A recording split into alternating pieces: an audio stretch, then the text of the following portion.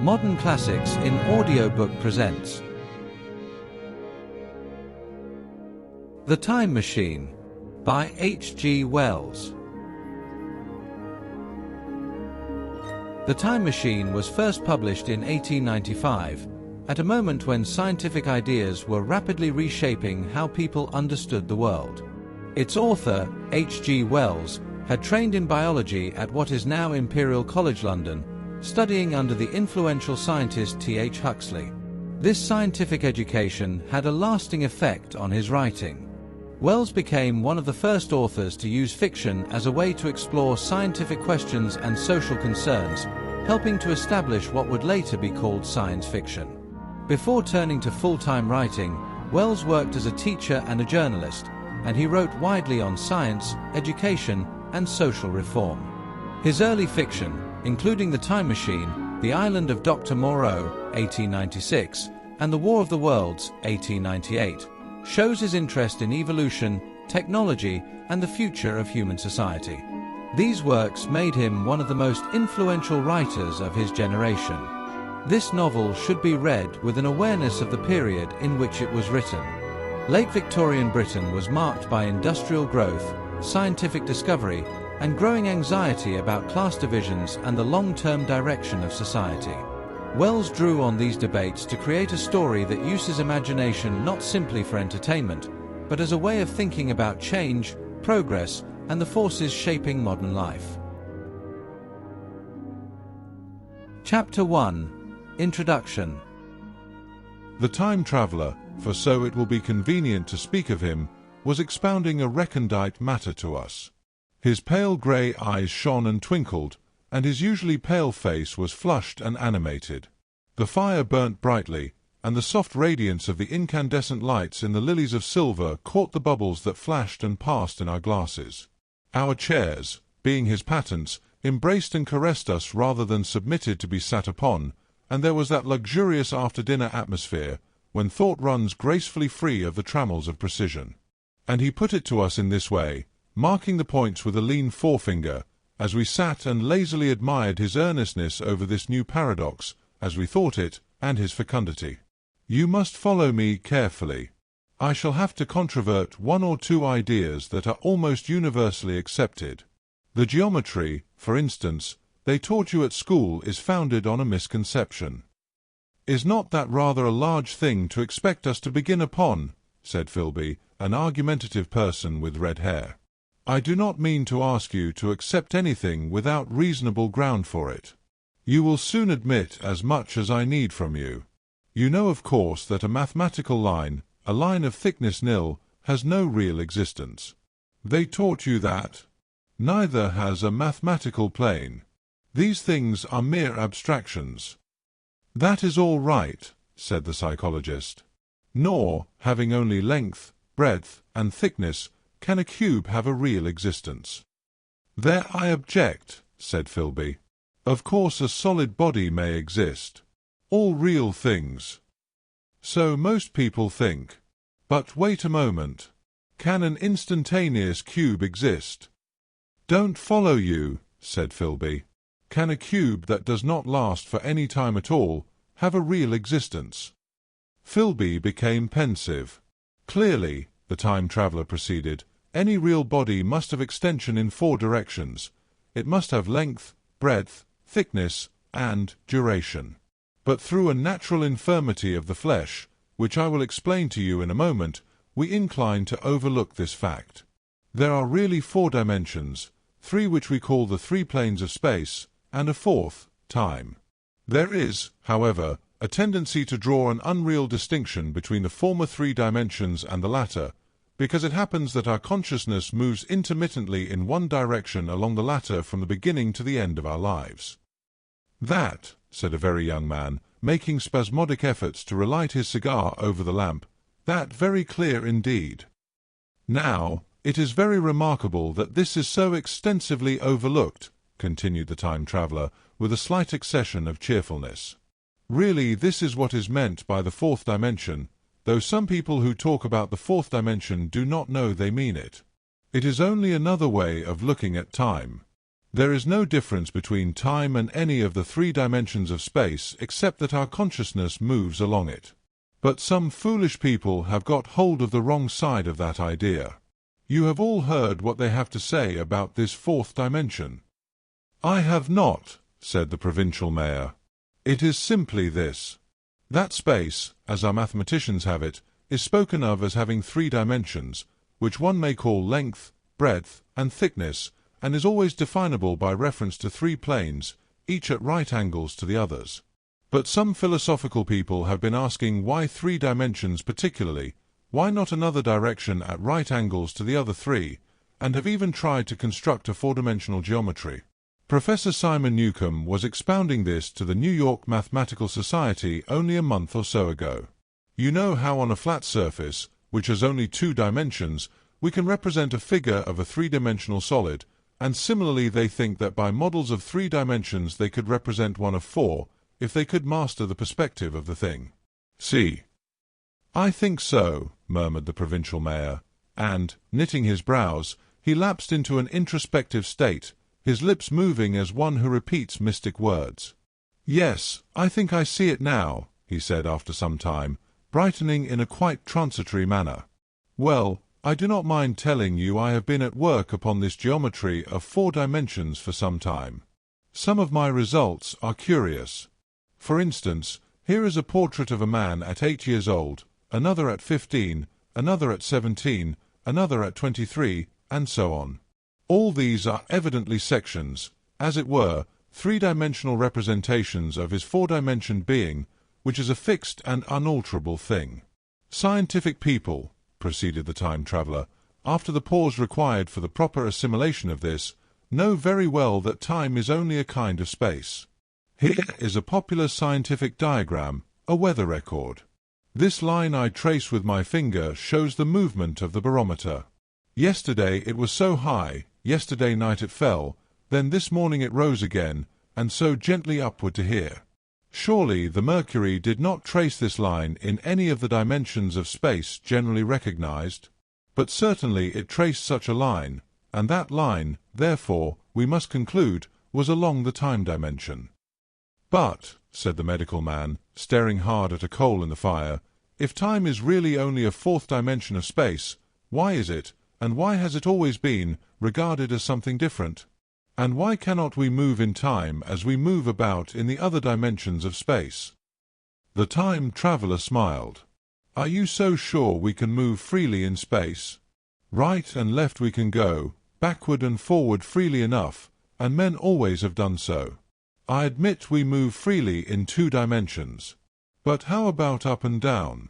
Gravitation limits us there. Not exactly, said the medical man, there are balloons.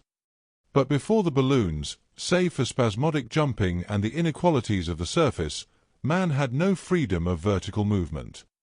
Still they could move a little up and down, said the medical man. Easier, far easier down than up. And you cannot move at all in time, you cannot get away from the present moment. My dear sir, that is just where you are wrong. That is just where the whole world has gone wrong. We are always getting away from the present moment.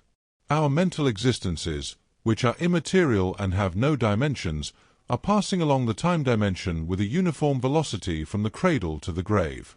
Just as we should travel down if we began our existence 50 miles above the Earth's surface. But the great difficulty is this, interrupted the psychologist.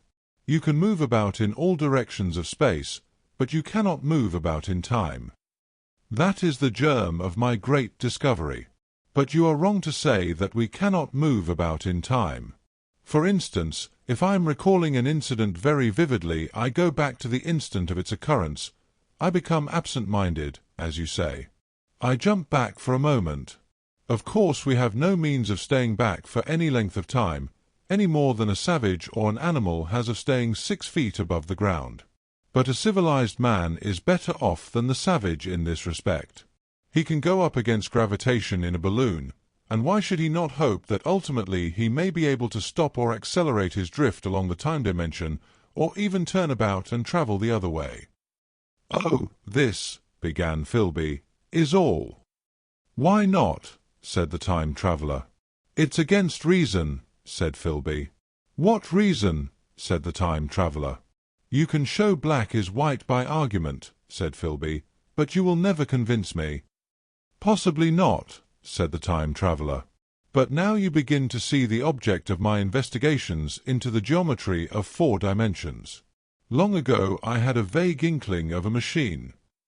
To travel through time, exclaimed the very young man, that shall travel indifferently in any direction of space and time, as the driver determines.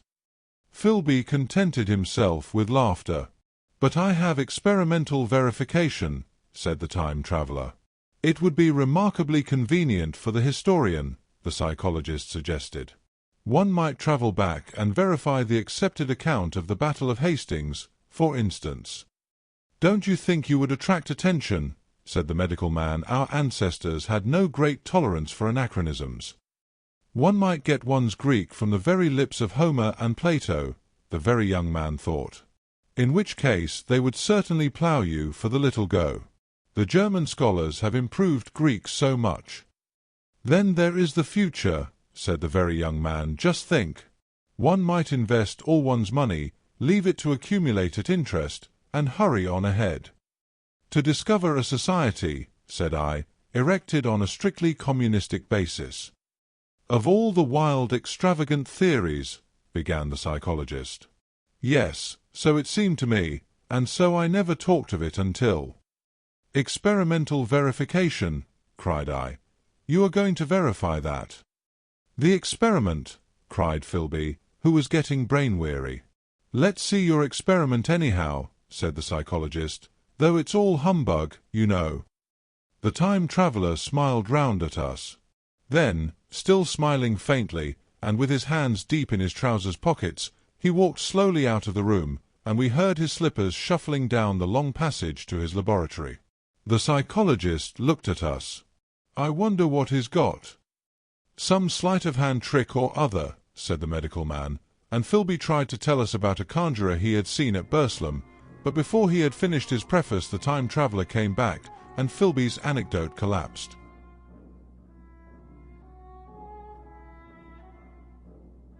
Chapter 2. The Machine. The thing the time traveller held in his hand was a glittering metallic framework, scarcely larger than a small clock, and very delicately made. There was ivory in it, and some transparent crystalline substance. And now I must be explicit, for this that follows, unless his explanation is to be accepted, is an absolutely unaccountable thing. He took one of the small octagonal tables that were scattered about the room, and set it in front of the fire, with 2 legs on the hearthrug. On this table he placed the mechanism. Then he drew up a chair, and sat down. The only other object on the table was a small shaded lamp, the bright light of which fell upon the model. There were also perhaps a dozen candles about, 2 in brass candlesticks upon the mantel and several in sconces, so that the room was brilliantly illuminated. I sat in a low arm-chair nearest the fire, and I drew this forward so as to be almost between the time traveller and the fireplace. Philby sat behind him, looking over his shoulder. The medical man and the provincial mayor watched him in profile from the right, the psychologist from the left. The very young man stood behind the psychologist. We were all on the alert. It appears incredible to me that any kind of trick, however subtly conceived and however adroitly done, could have been played upon us under these conditions. The time traveller looked at us, and then at the mechanism. Well, said the psychologist. This little affair, said the time traveller, resting his elbows upon the table and pressing his hands together above the apparatus, is only a model. It is my plan for a machine to travel through time. You will notice that it looks singularly askew, and that there is an odd twinkling appearance about this bar, as though it was in some way unreal. He pointed to the part with his finger. Also, here is one little white lever, and here is another. The medical man got up out of his chair and peered into the thing. It's beautifully made, he said. It took 2 years to make, retorted the time traveller. Then, when we had all imitated the action of the medical man, he said, Now I want you clearly to understand that this lever, being pressed over, sends the machine gliding into the future, and this other reverses the motion. This saddle represents the seat of a time traveler. Presently I am going to press the lever, and off the machine will go. It will vanish, pass into future time, and disappear. Have a good look at the thing. Look at the table too, and satisfy yourselves there is no trickery. I don't want to waste this model, and then be told I'm a quack." There was a minute's pause perhaps. The psychologist seemed about to speak to me, but changed his mind. Then the time traveller put forth his finger towards the lever. "No," he said suddenly. "Lend me your hand." And turning to the psychologist, he took that individual's hand in his own and told him to put out his forefinger. So that it was the psychologist himself who sent forth the model time machine on its interminable voyage. We all saw the lever turn. I am absolutely certain there was no trickery. There was a breath of wind, and the lamp flame jumped. One of the candles on the mantel was blown out, and the little machine suddenly swung round, became indistinct, was seen as a ghost for a second perhaps, as an eddy of faintly glittering brass and ivory, and it was gone, vanished. Save for the lamp, the table was bare. Everyone was silent for a minute. Then Philby said he was damned. The psychologist recovered from his stupor, and suddenly looked under the table. At that the time traveller laughed cheerfully. "Well," he said, with a reminiscence of the psychologist. Then, getting up, he went to the tobacco jar on the mantel, and with his back to us began to fill his pipe. We stared at each other. "Look here," said the medical man, "are you in earnest about this? Do you seriously believe that that machine has travelled into time?" "Certainly," said the time traveller, stooping to light a spill at the fire. Then he turned, lighting his pipe, to look at the psychologist's face. The psychologist, to show that he was not unhinged, helped himself to a cigar and tried to light it uncut. "What is more, I have a big machine nearly finished in there," he indicated the laboratory, "and when that is put together I mean to have a journey on my own account." "You mean to say that that machine has travelled into the future?" said Philby. "Into the future or the past, I don't, for certain, know which." After an interval the psychologist had an inspiration. "It must have gone into the past if it has gone anywhere," he said. "Why?" said the time traveller. "Because I presume that it has not moved in space, and if it travelled into the future it would still be here all this time, since it must have travelled through this time." "But," said I, "if it travelled into the past it would have been visible when we came first into this room, and last Thursday when we were here, and the Thursday before that, and so forth." "Serious objections," remarked the provincial mayor, with an air of impartiality, turning towards the time traveller. "Not a bit," said the time traveller, and, to the psychologist, "You think? You can explain that? Its presentation below the threshold, you know, diluted presentation." "Of course," said the psychologist, and reassured us. "That's a simple point of psychology. I should have thought of it. It's plain enough, and helps the paradox delightfully. We cannot see it, nor can we appreciate this machine, any more than we can the spoke of a wheel spinning, or a bullet flying through the air. If it is travelling through time 50 times or 100 times faster than we are, if it gets through a minute while we get through a second, the impression it creates will of course be only 1/50th or 100th of what it would make if it were not travelling in time. That's plain enough." He passed his hand through the space in which the machine had been. "You see," he said, laughing. We sat and stared at the vacant table for a minute or so. Then the time traveller asked us what we thought of it all. "It sounds plausible enough tonight," said the medical man, "but wait until tomorrow. Wait for the common sense of the morning." "Would you like to see the time machine itself?" asked the time traveller. And therewith, taking the lamp in his hand, he led the way down the long, draughty corridor to his laboratory. I remember vividly the flickering light, his queer, broad head in silhouette, the dance of the shadows, how we all followed him, puzzled but incredulous, and how there in the laboratory we beheld a larger edition of the little mechanism which we had seen vanish from before our eyes. Parts were of nickel, parts of ivory, Parts had certainly been filed or sawn out of rock crystal. The thing was generally complete, but the twisted crystalline bars lay unfinished upon the bench beside some sheets of drawings, and I took one up for a better look at it. Quartz it seemed to be. "Look here," said the medical man. "Are you perfectly serious? Or is this a trick, like that ghost you showed us last Christmas?" "Upon that machine," said the time traveller, holding the lamp aloft, "I intend to explore time. Is that plain?" I was never more serious in my life. None of us quite knew how to take it. I caught Philby's eye over the shoulder of the medical man, and he winked at me solemnly.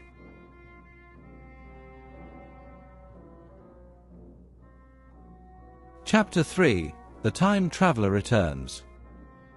I think that at that time none of us quite believed in the time machine.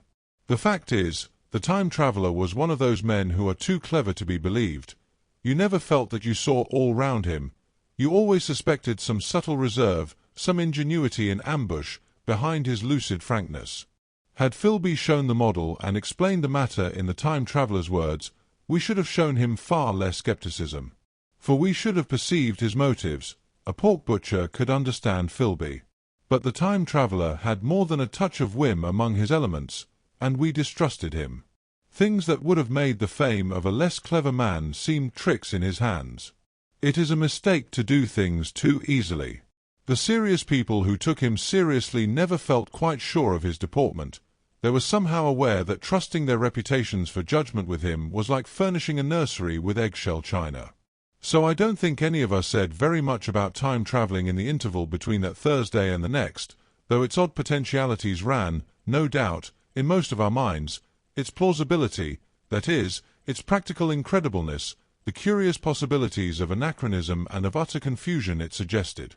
For my own part, I was particularly preoccupied with the trick of the model. That I remember discussing with the medical man, whom I met on Friday at the Linnean. He said he had seen a similar thing at Tübingen, and laid considerable stress on the blowing out of the candle. But how the trick was done he could not explain.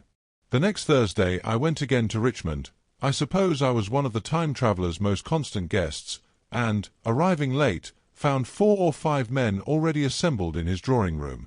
The medical man was standing before the fire with a sheet of paper in one hand and his watch in the other. I looked round for the time traveller, and, "It's 7:30 now," said the medical man. "I suppose we'd better have dinner." "Where's?" said I, naming our host. "You've just come. It's rather odd. He's unavoidably detained. He asks me in this note to lead off with dinner at 7 if he's not back. Says he'll explain when he comes." "It seems a pity to let the dinner spoil," said the editor of a well-known daily paper, and thereupon the doctor rang the bell. The psychologist was the only person besides the doctor and myself who had attended the previous dinner. The other men were blank, the editor aforementioned, a certain journalist, and another, a quiet, shy man with a beard, whom I didn't know, and who, as far as my observation went, never opened his mouth all the evening. There was some speculation at the dinner table about the time traveller's absence, and I suggested time travelling in a half-jocular spirit. The editor wanted that explained to him, and the psychologist volunteered a wooden account of the ingenious paradox and trick we had witnessed that day week. He was in the midst of his exposition when the door from the corridor opened slowly and without noise. I was facing the door, and saw it first. "Hello," I said. "At last." And the door opened wider, and the time traveller stood before us. I gave a cry of surprise. "Good heavens! Man, what's the matter?" cried the medical man, who saw him next. And the whole tableful turned towards the door. He was in an amazing plight. His coat was dusty and dirty, and smeared with green down the sleeves, his hair disordered, and as it seemed to me greyer, either with dust and dirt or because its colour had actually faded. His face was ghastly pale, his chin had a brown cut on it, a cut half-healed, his expression was haggard and drawn, as by intense suffering. For a moment he hesitated in the doorway, as if he had been dazzled by the light. Then he came into the room. He walked with just such a limp as I have seen in footsore tramps. We stared at him in silence, expecting him to speak. He said not a word, but came painfully to the table and made a motion towards the wine. The editor filled a glass of champagne and pushed it towards him. He drained it, and it seemed to do him good, for he looked round the table, and the ghost of his old smile flickered across his face. "What on earth have you been up to, man?" said the doctor. The time-traveller did not seem to hear. "Don't let me disturb you," he said, with a certain faltering articulation. "I'm all right." He stopped, held out his glass for more, and took it off at a draught. "That's good," he said. His eyes grew brighter, and a faint colour came into his cheeks. His glance flickered over our faces with a certain dull approval, and then went round the warm and comfortable room. Then he spoke again, still as it were feeling his way among his words. "I'm going to wash and dress, and then I'll come down and explain things. Save me some of that mutton. I'm starving for a bit of meat." He looked across at the editor, who was a rare visitor, and hoped he was all right. The editor began a question. "Tell you presently," said the time-traveller. "I'm funny.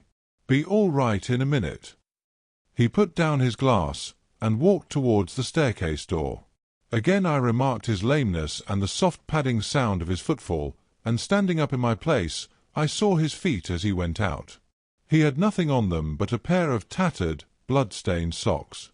Then the door closed upon him. I had half a mind to follow, till I remembered how he detested any fuss about himself. For a minute, perhaps, my mind was wool-gathering.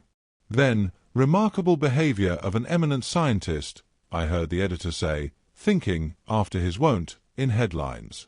And this brought my attention back to the bright dinner table. "What's the game?" said the journalist.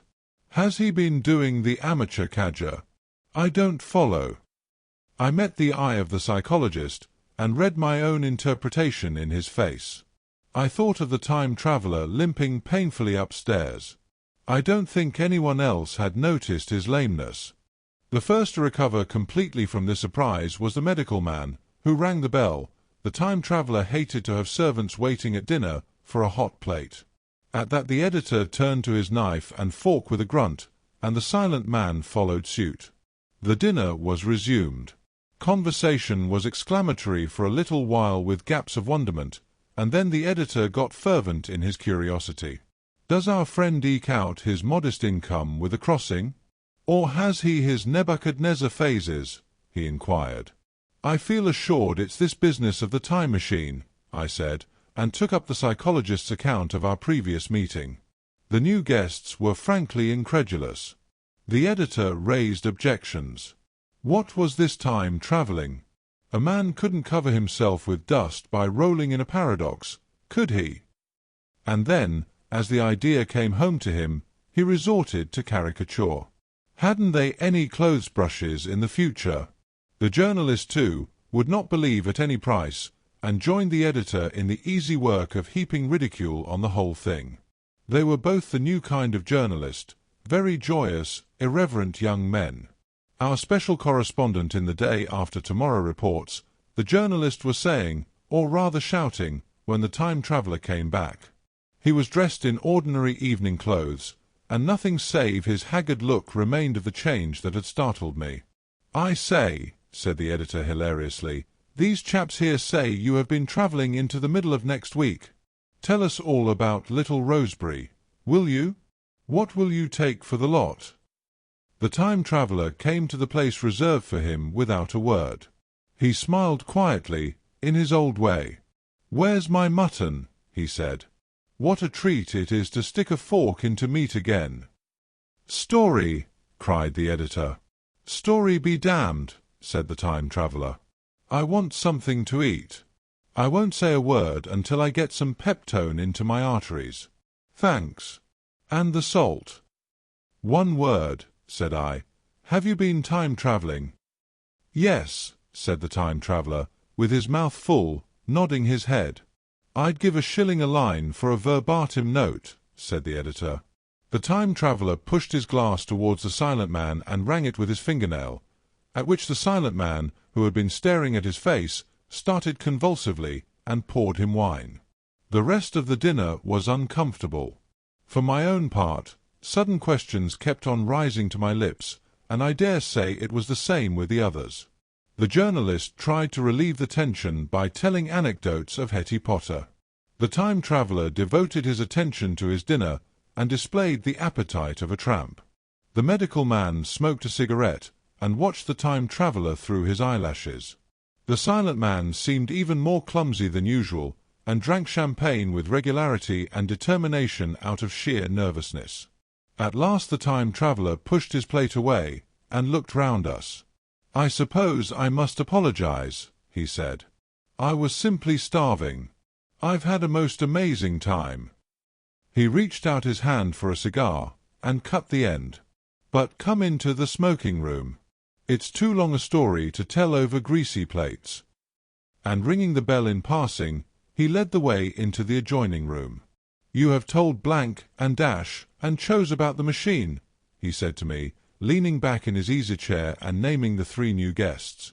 "But the thing's a mere paradox," said the editor. "I can't argue tonight. I don't mind telling you the story, but I can't argue. I will," he went on, "tell you the story of what has happened to me, if you like, but you must refrain from interruptions. I want to tell it. Badly. Most of it will sound like lying. So be it. It's true, every word of it, all the same. I was in my laboratory at 4 o'clock, and since then, I've lived 8 days, such days as no human being ever lived before. I'm nearly worn out, but I shan't sleep till I've told this thing over to you. Then I shall go to bed. But no interruptions. Is it agreed?" "Agreed," said the editor, and the rest of us echoed agreed. And with that the time traveller began his story as I have set it forth. He sat back in his chair at first, and spoke like a weary man. Afterwards he got more animated. In writing it down I feel with only too much keenness the inadequacy of pen and ink, and, above all, my own inadequacy, to express its quality. You read, I will suppose, attentively enough, but you cannot see the speaker's white, sincere face in the bright circle of the little lamp, nor hear the intonation of his voice. You cannot know how his expression followed the turns of his story. Most of us hearers were in shadow, for the candles in the smoking room had not been lighted, and only the face of the journalist and the legs of the silent man from the knees downward were illuminated. At first we glanced now and again at each other. After a time we ceased to do that, and looked only at the time traveller's face.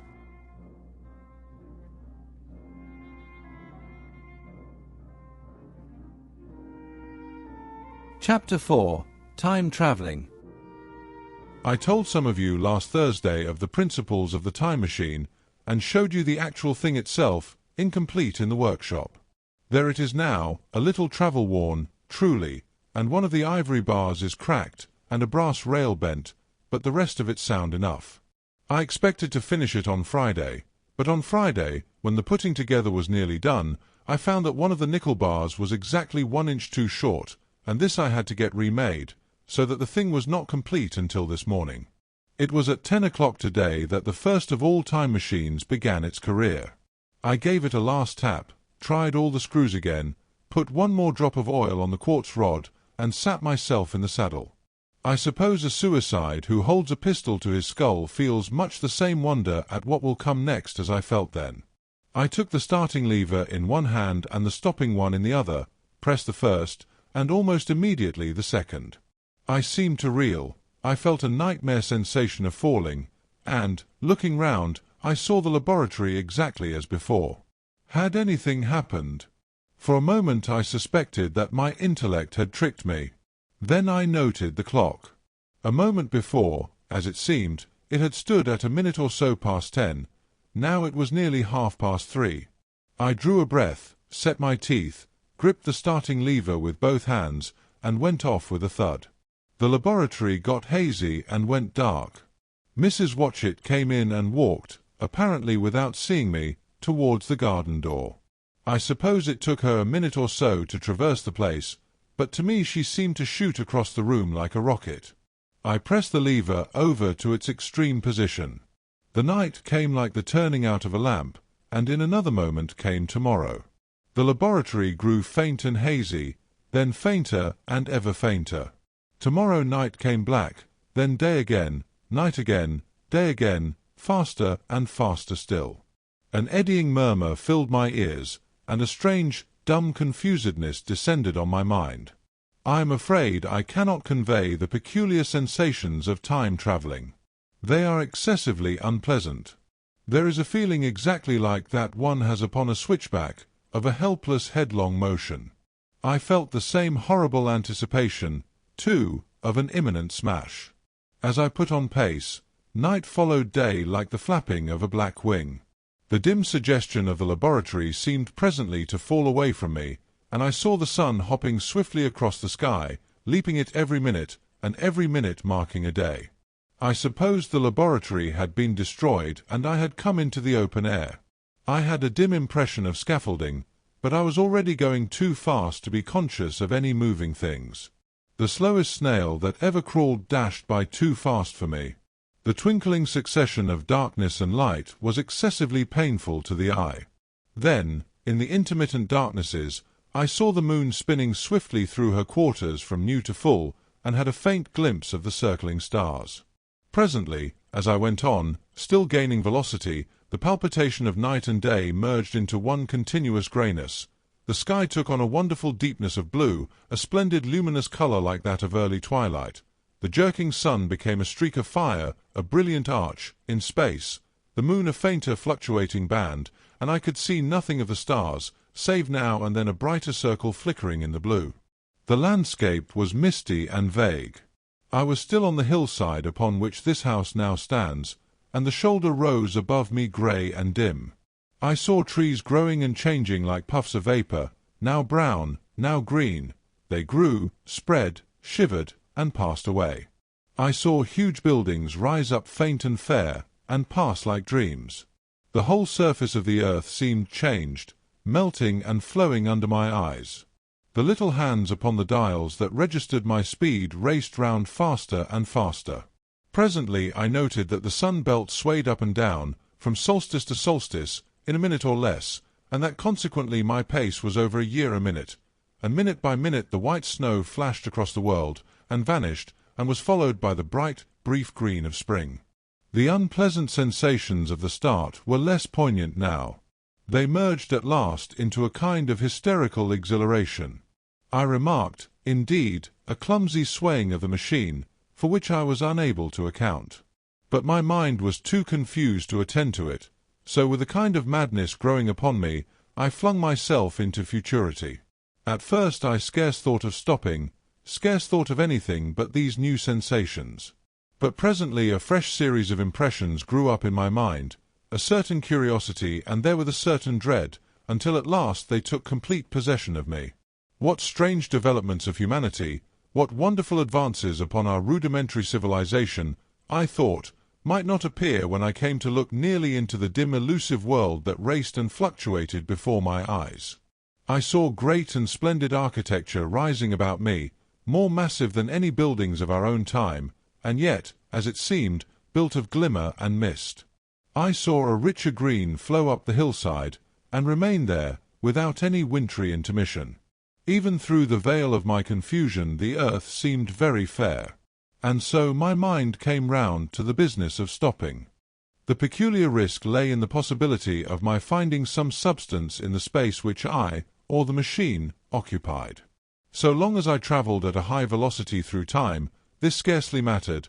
I was, so to speak, attenuated, was slipping like a vapour through the interstices of intervening substances. But to come to a stop involved the jamming of myself, molecule by molecule, into whatever lay in my way, meant bringing my atoms into such intimate contact with those of the obstacle that a profound chemical reaction, possibly a far-reaching explosion, would result, and blow myself and my apparatus out of all possible dimensions into the unknown. This possibility had occurred to me again and again while I was making the machine, but then I had cheerfully accepted it as an unavoidable risk, one of the risks a man has got to take. Now the risk was inevitable. I no longer saw it in the same cheerful light. The fact is that, insensibly, the absolute strangeness of everything, the sickly jarring and swaying of the machine, above all, the feeling of prolonged falling, had absolutely upset my nerves. I told myself that I could never stop, and with a gust of petulance I resolved to stop forthwith. Like an impatient fool, I lugged over the lever, and incontinently the thing went reeling over, and I was flung headlong through the air. There was the sound of a clap of thunder in my ears. I may have been stunned for a moment. A pitiless hail was hissing round me, and I was sitting on soft turf in front of the overset machine. Everything still seemed grey, but presently I remarked that the confusion in my ears was gone. I looked round me. I was on what seemed to be a little lawn in a garden, surrounded by rhododendron bushes, and I noticed that their mauve and purple blossoms were dropping in a shower under the beating of the hailstones.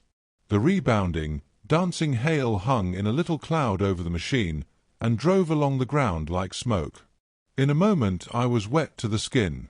"Fine hospitality," said I, "to a man who has travelled innumerable years to see you." Presently I thought what a fool I was to get wet. I stood up and looked round me. A colossal figure, carved apparently in some white stone, loomed indistinctly beyond the rhododendrons through the hazy downpour. But all else of the world was invisible. My sensations would be hard to describe. As the columns of hail grew thinner, I saw the white figure more distinctly. It was very large, for a silver birch tree touched its shoulder. It was of white marble, in shape something like a winged sphinx, but the wings, instead of being carried vertically at the sides, were spread so that it seemed to hover. The pedestal, it appeared to me, was of bronze, and was thick with verdigris. It chanced that the face was towards me, the sightless eyes seemed to watch me, there was the faint shadow of a smile on the lips. It was greatly weather-worn, and that imparted an unpleasant suggestion of disease. I stood looking at it for a little space, half a minute, perhaps, or half an hour. It seemed to advance and to recede as the hail drove before it denser or thinner. At last I tore my eyes from it for a moment, and saw that the hail curtain had worn threadbare, and that the sky was lightening with the promise of the sun. I looked up again at the crouching white shape, and the full temerity of my voyage came suddenly upon me. What might appear when that hazy curtain was altogether withdrawn? What might not have happened to men? What if cruelty had grown into a common passion? What if in this interval the race had lost its manliness, and had developed into something inhuman, unsympathetic, and overwhelmingly powerful? I might seem some old-world savage animal, only the more dreadful and disgusting for our common likeness, a foul creature to be incontinently slain. Already I saw other vast shapes, huge buildings with intricate parapets and tall columns, with a wooded hillside dimly creeping in upon me through the lessening storm. I was seized with a panic fear. I turned frantically to the time machine, and strove hard to readjust it. As I did so the shafts of the sun smote through the thunderstorm. The grey downpour was swept aside and vanished like the trailing garments of a ghost. Above me, in the intense blue of the summer sky, some faint brown shreds of cloud whirled into nothingness. The great buildings about me stood out clear and distinct, shining with the wet of the thunderstorm, and picked out in white by the unmelted hailstones piled along their courses. I felt naked in a strange world. I felt as perhaps a bird may feel in the clear air, knowing the hawk wings above and will swoop. My fear grew to frenzy. I took a breathing space, set my teeth, and again grappled fiercely, wrist and knee, with the machine. It gave under my desperate onset and turned over. It struck my chin violently. One hand on the saddle, the other on the lever, I stood panting heavily in attitude to mount again. But with this recovery of a prompt retreat my courage recovered. I looked more curiously and less fearfully at this world of the remote future. In a circular opening, high up in the wall of the nearer house, I saw a group of figures clad in rich soft robes. They had seen me, and their faces were directed towards me. Then I heard voices approaching me. Coming through the bushes by the white sphinx were the heads and shoulders of men running. One of these emerged in a pathway leading straight to the little lawn upon which I stood with my machine. He was a slight creature, perhaps 4 feet high, clad in a purple tunic, girdled at the waist with a leather belt. Sandals or buskins, I could not clearly distinguish which, were on his feet. His legs were bare to the knees, and his head was bare. Noticing that, I noticed for the first time how warm the air was. He struck me as being a very beautiful and graceful creature, but indescribably frail. His flushed face reminded me of the more beautiful kind of consumptive, that hectic beauty of which we used to hear so much. At the sight of him, I suddenly regained confidence. I took my hands from the machine.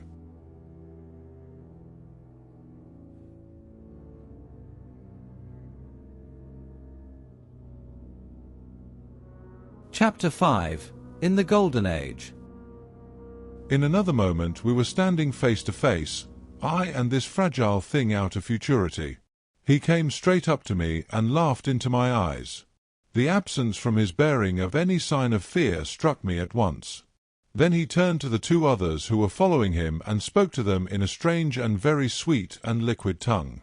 There were others coming, and presently a little group of perhaps 8 or 10 of these exquisite creatures were about me. One of them addressed me. It came into my head, oddly enough, that my voice was too harsh and deep for them. So I shook my head, and, pointing to my ears, shook it again. He came a step forward, hesitated, and then touched my hand. Then I felt other soft little tentacles upon my back and shoulders. They wanted to make sure I was real. There was nothing in this at all alarming.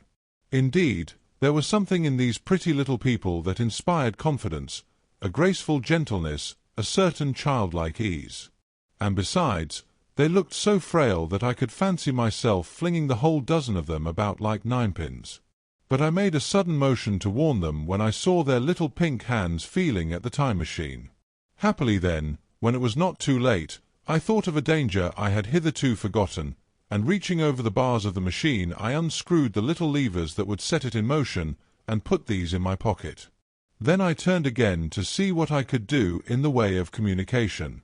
And then, looking more nearly into their features, I saw some further peculiarities in their Dresden china type of prettiness.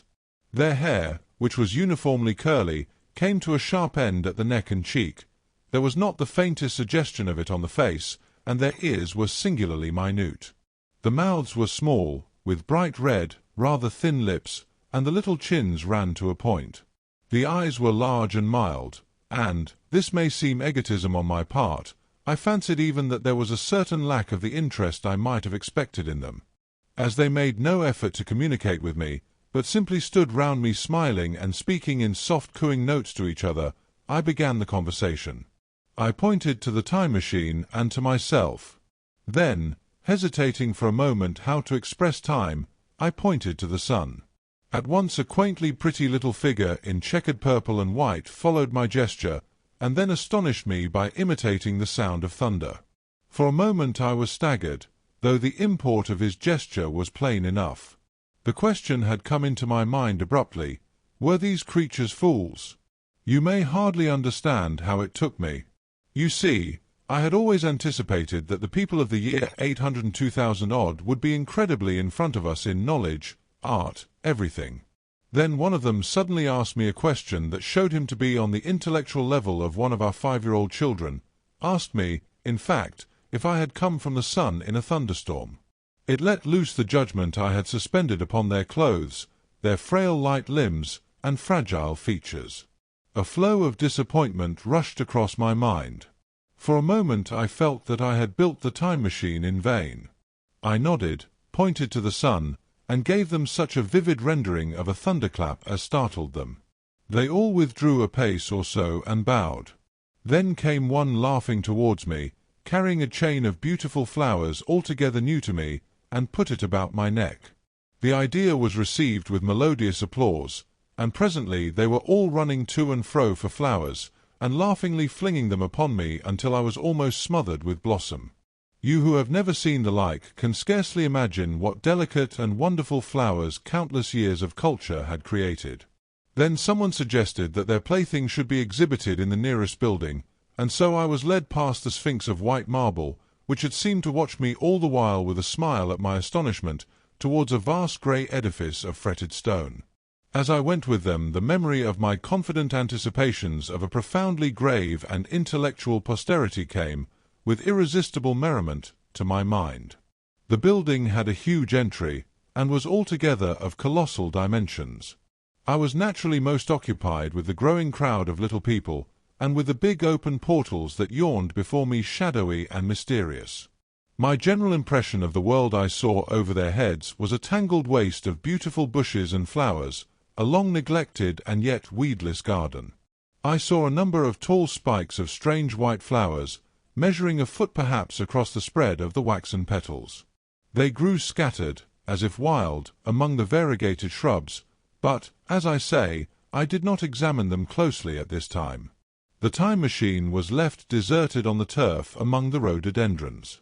The arch of the doorway was richly carved, but naturally I did not observe the carving very narrowly, though I fancied I saw suggestions of old Phoenician decorations as I passed through, and it struck me that they were very badly broken and weather-worn.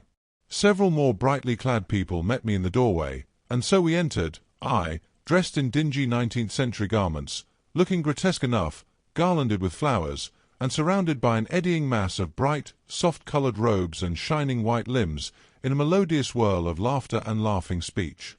The big doorway opened into a proportionately great hall hung with brown.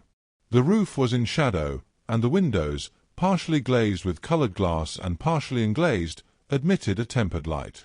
The floor was made up of huge blocks of some very hard white metal, not plates nor slabs, blocks, and it was so much worn, as I judged by the going to and fro of past generations, as to be deeply channeled along the more frequented ways.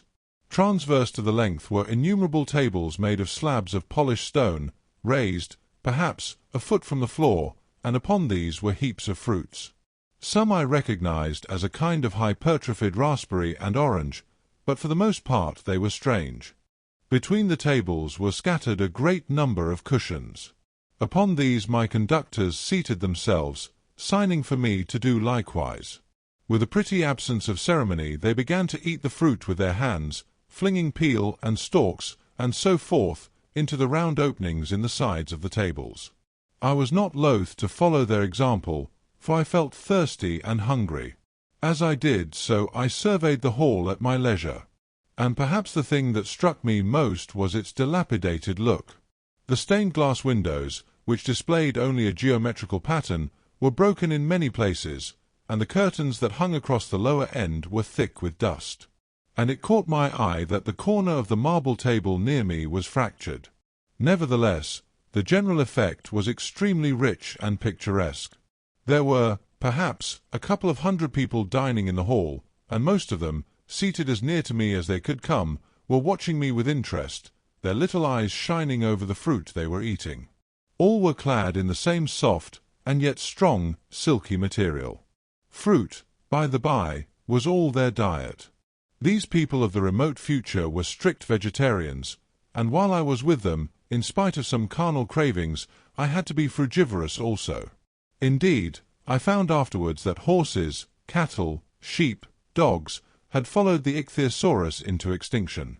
But the fruits were very delightful. One, in particular, that seemed to be in season all the time I was there, a flowery thing in a three-sided husk, was especially good, and I made it my staple.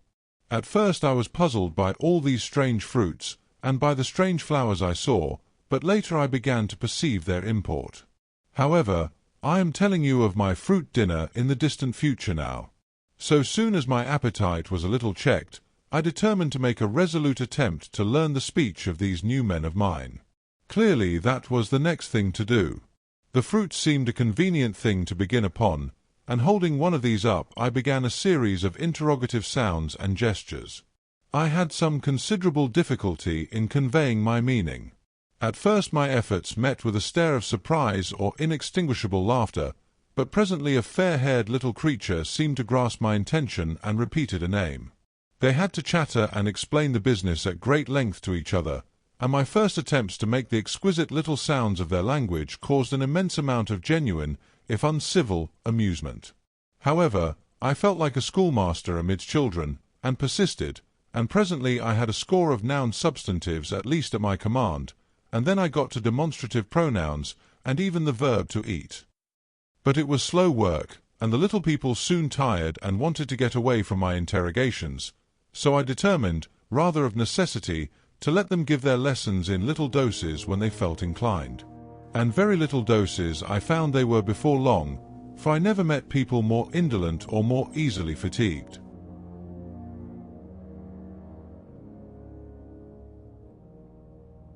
Chapter 6. The Sunset of Mankind.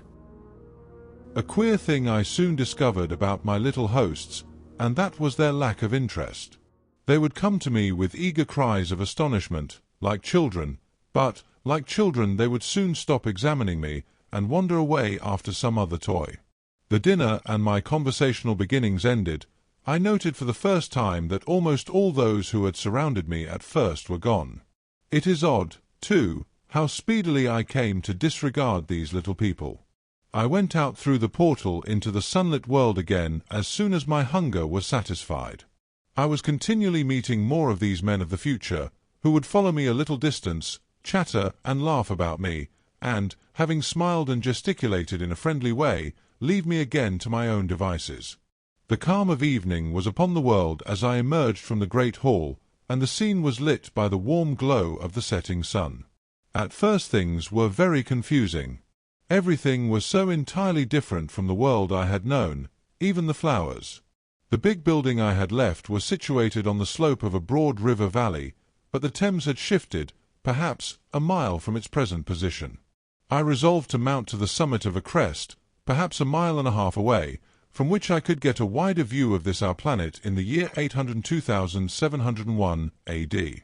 For that, I should explain, was the date the little dials of my machine recorded. As I walked, I was watching for every impression that could possibly help to explain the condition of ruinous splendor in which I found the world, for ruinous it was. A little way up the hill, for instance, was a great heap of granite, bound together by masses of aluminium, a vast labyrinth of precipitous walls and crumpled heaps, amidst which were thick heaps of very beautiful pagoda-like plants, nettles possibly, but wonderfully tinted with brown about the leaves, and incapable of stinging.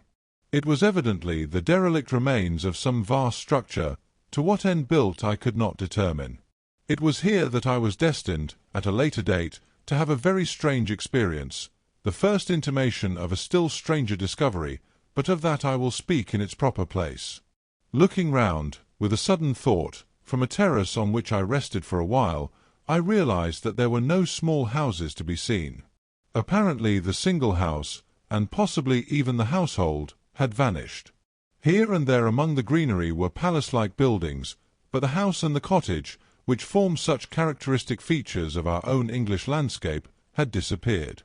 Communism, said I to myself. And on the heels of that came another thought. I looked at the half-dozen little figures that were following me. Then, in a flash, I perceived that all had the same form of costume, the same soft hairless visage, and the same girlish rotundity of limb.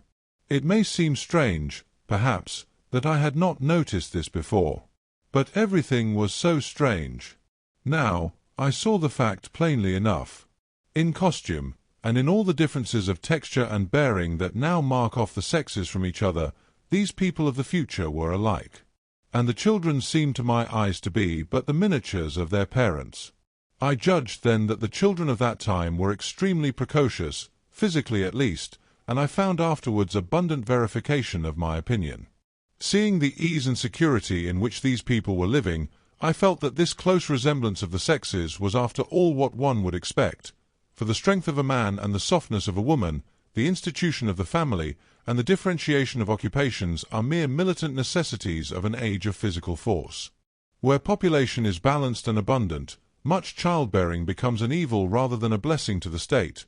Where violence comes but rarely and offspring are secure, there is less necessity, indeed there is no necessity, for an efficient family, and the specialization of the sexes with reference to their children's needs disappears. We see some beginnings of this even in our own time, and in this future age it was complete. This, I must remind you, was my speculation at the time. Later, I was to appreciate how far it fell short of the reality. While I was musing upon these things, my attention was attracted by a pretty little structure, like a well under a cupola. I thought in a transitory way of the Ardness of wells still existing, and then resumed the thread of my speculations. There were no large buildings towards the top of the hill, and as my walking powers were evidently miraculous, I was presently left alone for the first time. With a strange sense of freedom and adventure, I pushed on up to the crest. There I found a seat of some yellow metal that I did not recognize, corroded in places with a kind of pinkish rust and half smothered in soft moss, the armrests cast and filed into the resemblance of griffins' heads. I sat down on it, and I surveyed the broad view of our old world under the sunset of that long day. It was as sweet and fair a view as I have ever seen. The sun had already gone below the horizon, and the west was flaming gold, touched with some horizontal bars of purple and crimson. Below was the valley of the Thames, in which the river lay like a band of burnished steel.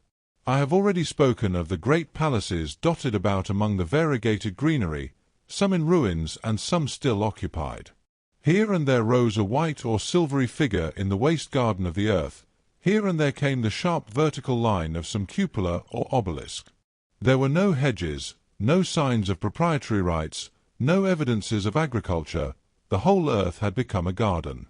So watching, I began to put my interpretation upon the things I had seen, and as it shaped itself to me that evening, my interpretation was something in this way. Afterwards I found I had got only a half-truth, or only a glimpse of one facet of the truth. It seemed to me that I had happened upon humanity upon the wane. The ruddy sunset set me thinking of the sunset of mankind. For the first time I began to realize an odd consequence of the social effort in which we are at present engaged. And yet, come to think, it is a logical consequence enough. Strength is the outcome of need. Security sets a premium on feebleness. The work of ameliorating the conditions of life, the true civilizing process that makes life more and more secure, had gone steadily on to a climax. One triumph of a united humanity over nature had followed another. Things that are now mere dreams had become projects deliberately put in hand and carried forward. And the harvest was what I saw. After all, the sanitation and the agriculture of today are still in the rudimentary stage. The science of our time has attacked but a little department of the field of human disease, but, even so, it spreads its operations very steadily and persistently. Our agriculture and horticulture destroy a weed just here and there and cultivate perhaps a score or so of wholesome plants, leaving the greater number to fight out a balance as they can. We improve our favorite plants and animals, and how few they are, gradually by selective breeding. Now a new and better peach, now a seedless grape, now a sweeter and larger flower, now a more convenient breed of cattle. We improve them gradually, because our ideals are vague and tentative, and our knowledge is very limited, because nature, too, is shy and slow in our clumsy hands. Some day all this will be better organized, and still better. That is the drift of the current in spite of the eddies. The whole world will be intelligent, educated, and cooperating. Things will move faster and faster towards the subjugation of nature. In the end, wisely and carefully we shall readjust the balance of animal and vegetable life to suit our human needs. This adjustment, I say, must have been done, and done well, done indeed for all time, in the space of time across which my machine had leapt. The air was free from gnats, the earth from weeds or fungi. Everywhere were fruits and sweet and delightful flowers. Brilliant butterflies flew hither and thither. The ideal of preventive medicine was attained. Diseases had been stamped out. I saw no evidence of any contagious diseases during all my stay. And I shall have to tell you later that even the processes of putrefaction and decay had been profoundly affected by these changes. Social triumphs, too, had been effected. I saw mankind housed in splendid shelters, gloriously clothed, and as yet I had found them engaged in no toil. There were no signs of struggle, neither social nor economical struggle. The shop, the advertisement, traffic, all that commerce which constitutes the body of our world, was gone. It was natural on that golden evening that I should jump at the idea of a social paradise. The difficulty of increasing population had been met, I guessed, and population had ceased to increase. But with this change in condition comes inevitably adaptations to the change. What, unless biological science is a mass of errors, is the cause of human intelligence and vigor? Hardship and freedom, conditions under which the active, strong, and subtle survive and the weaker go to the wall. Conditions that put a premium upon the loyal alliance of capable men, upon self-restraint, patience, and decision. And the institution of the family, and the emotions that arise therein, the fierce jealousy, the tenderness for offspring, parental self-devotion, all found their justification and support in the imminent dangers of the young. Now, where are these imminent dangers? There is a sentiment arising, and it will grow, against connubial jealousy, against fierce maternity, against passion of all sorts. Unnecessary things now, and things that make us uncomfortable, savage survivals, discords in a refined and pleasant life. I thought of the physical slightness of the people, their lack of intelligence, and those big abundant ruins, and it strengthened my belief in a perfect conquest of nature. For after the battle comes quiet. Humanity had been strong, energetic, and intelligent, and had used all its abundant vitality to alter the conditions under which it lived. And now came the reaction of the altered conditions. Under the new conditions of perfect comfort and security, that restless energy, that with us is strength, would become weakness. Even in our own time certain tendencies and desires, once necessary to survival, are a constant source of failure. Physical courage and the love of battle, for instance, are no great help, may even be hindrances, to a civilized man. And in a state of physical balance and security, power, intellectual as well as physical, would be out of place. For countless years I judged there had been no danger of war or solitary violence, no danger from wild beasts, no wasting disease to require strength of constitution, no need of toil. For such a life, what we should call the weak are as well equipped as the strong, are indeed no longer weak. Better equipped indeed they are, for the strong would be fretted by an energy for which there was no outlet. No doubt the exquisite beauty of the buildings I saw was the outcome of the last surgings of the now purposeless energy of mankind before it settled down into perfect harmony with the conditions under which it lived, the flourish of that triumph which began the last great peace. This has ever been the fate of energy and security. It takes to art and to eroticism, and then come languor and decay. Even this artistic impetus would at last die away, had almost died in the time I saw. To adorn themselves with flowers, to dance, to sing in the sunlight, so much was left of the artistic spirit, and no more. Even that would fade in the end into a contented inactivity. We are kept keen on the grindstone of pain and necessity, and it seemed to me that here was that hateful grindstone broken at last. As I stood there in the gathering dark, I thought that in this simple explanation I had mastered the problem of the world, mastered the whole secret of these delicious people. Possibly the checks they had devised for the increase of population had succeeded too well, and their numbers had rather diminished than kept stationary. That would account for the abandoned ruins. Very simple was my explanation, and plausible enough, as most wrong theories are.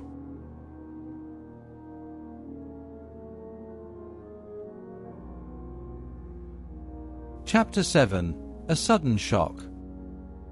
As I stood there musing over this too perfect triumph of man, the full moon, yellow and gibbous, came up out of an overflow of silver light in the northeast. The bright little figures ceased to move about below, a noiseless owl flitted by, and I shivered with the chill of the night. I determined to descend and find where I could sleep. I looked for the building I knew. Then my eye travelled along to the figure of the white sphinx upon the pedestal of bronze, growing distinct as the light of the rising moon grew brighter. I could see the silver birch against it. There was the tangle of rhododendron bushes, black in the pale light, and there was the little lawn. I looked at the lawn again. A queer doubt chilled my complacency. No, said I stoutly to myself, that was not the lawn. But it was the lawn, for the white leprous face of the Sphinx was towards it. Can you imagine what I felt as this conviction came home to me? But you cannot. The time machine was gone. At once, like a lash across the face, came the possibility of losing my own age, of being left helpless in this strange new world. The bare thought of it was an actual physical sensation. I could feel it grip me at the throat and stop my breathing. In another moment I was in a passion of fear and running with great leaping strides down the slope. Once I fell headlong and cut my face. I lost no time in stanching the blood, but jumped up and ran on, with a warm trickle down my cheek and chin. All the time I ran I was saying to myself, "They have moved it a little, pushed it under the bushes out of the way." Nevertheless, I ran with all my might. All the time, with the certainty that sometimes comes with excessive dread, I knew that such assurance was folly, knew instinctively that the machine was removed out of my reach. My breath came with pain. I suppose I covered the whole distance from the hill crest to the little lawn, 2 miles perhaps, in 10 minutes. And I am not a young man. I cursed aloud, as I ran, at my confident folly in leaving the machine, wasting good breath thereby. I cried aloud, and none answered. Not a creature seemed to be stirring in that moonlit world. When I reached the lawn my worst fears were realized. Not a trace of the thing was to be seen. I felt faint and cold when I faced the empty space among the black tangle of bushes. I ran round it furiously, as if the thing might be hidden in a corner, and then stopped abruptly, with my hands clutching my hair. Above me towered the Sphinx, upon the bronze pedestal, white, shining, leprous, in the light of the rising moon. It seemed to smile in mockery of my dismay. I might have consoled myself by imagining the little people had put the mechanism in some shelter for me, had I not felt assured of their physical and intellectual inadequacy. That is what dismayed me, the sense of some hitherto unsuspected power, through whose intervention my invention had vanished. Yet, for one thing I felt assured, unless some other age had produced its exact duplicate, the machine could not have moved in time. The attachment of the levers, I will show you the method later, prevented anyone from tampering with it in that way when they were removed. It had moved, and was hid, only in space. But then, where could it be? I think I must have had a kind of frenzy.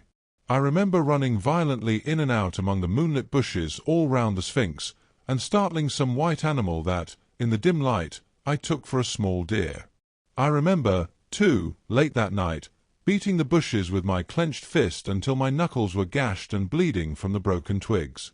Then, sobbing and raving in my anguish of mind, I went down to the great building of stone. The big hall was dark, silent, and deserted. I slipped on the uneven floor, and fell over one of the malachite tables, almost breaking my shin. I lit a match and went on past the dusty curtains, of which I have told you. There I found a second great hall covered with cushions, upon which, perhaps, a score or so of the little people were sleeping. I have no doubt they found my second appearance strange enough, coming suddenly out of the quiet darkness with inarticulate noises and the splutter and flare of a match. For they had forgotten about matches. "Where is my time machine?" I began, bawling like an angry child, laying hands upon them and shaking them up together. It must have been very queer to them. Some laughed. Most of them looked sorely frightened. When I saw them standing round me, it came into my head that I was doing as foolish a thing as it was possible for me to do under the circumstances, in trying to revive the sensation of fear. For, reasoning from their daylight behavior, I thought that fear must be forgotten. Abruptly, I dashed down the match, and knocking one of the people over in my course, went blundering across the big dining hall again, out under the moonlight. I heard cries of terror and their little feet running and stumbling this way and that. I do not remember all I did as the moon crept up the sky. I suppose it was the unexpected nature of my loss that maddened me. I felt hopelessly cut off from my own kind, a strange animal in an unknown world. I must have raved to and fro, screaming and crying upon God and fate. I have a memory of horrible fatigue, as the long night of despair wore away, of looking in this impossible place and that, of groping among moonlit ruins and touching strange creatures in the black shadows, at last, of lying on the ground near the Sphinx and weeping with absolute wretchedness, even anger at the folly of leaving the machine having leaked away with my strength. I had nothing left but misery. Then I slept, and when I woke again it was full day, and a couple of sparrows were hopping round me on the turf within reach of my arm. I sat up in the freshness of the morning, trying to remember how I had got there, and why I had such a profound sense of desertion and despair. Then things came clear in my mind. With the plain, reasonable daylight, I could look my circumstances fairly in the face. I saw the wild folly of my frenzy overnight, and I could reason with myself. Suppose the worst. I said. Suppose the machine altogether lost, perhaps destroyed? It behoves me to be calm and patient, to learn the way of the people, to get a clear idea of the method of my loss, and the means of getting materials and tools, so that in the end, perhaps, I may make another.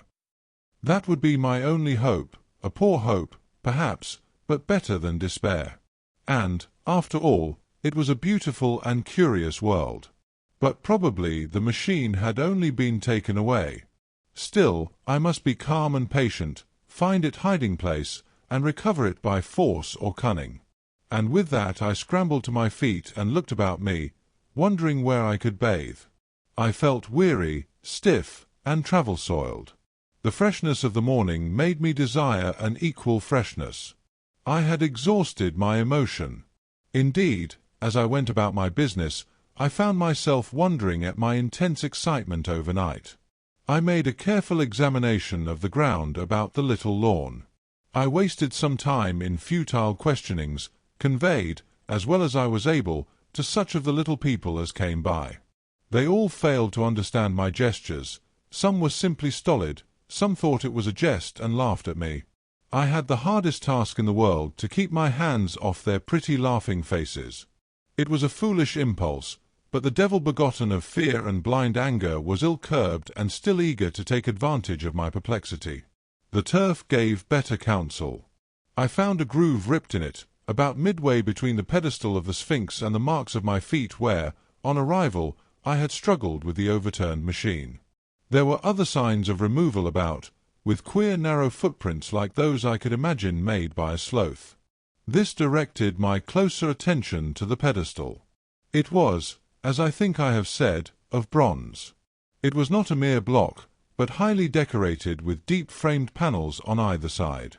I went and rapped at these. The pedestal was hollow. Examining the panels with care, I found them discontinuous with the frames. There were no handles or keyholes, but possibly the panels, if they were doors, as I supposed, opened from within. One thing was clear enough to my mind. It took no very great mental effort to infer that my time machine was inside that pedestal. But how it got there was a different problem. I saw the heads of two orange-clad people coming through the bushes and under some blossom-covered apple trees towards me. I turned smiling to them, and beckoned them to me. They came, and then, pointing to the bronze pedestal, I tried to intimate my wish to open it.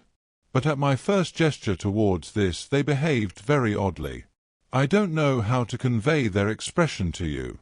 Suppose you were to use a grossly improper gesture to a delicate-minded woman, it is how she would look. They went off as if they had received the last possible insult. I tried a sweet-looking little chap in white next, with exactly the same result. Somehow, his manner made me feel ashamed of myself.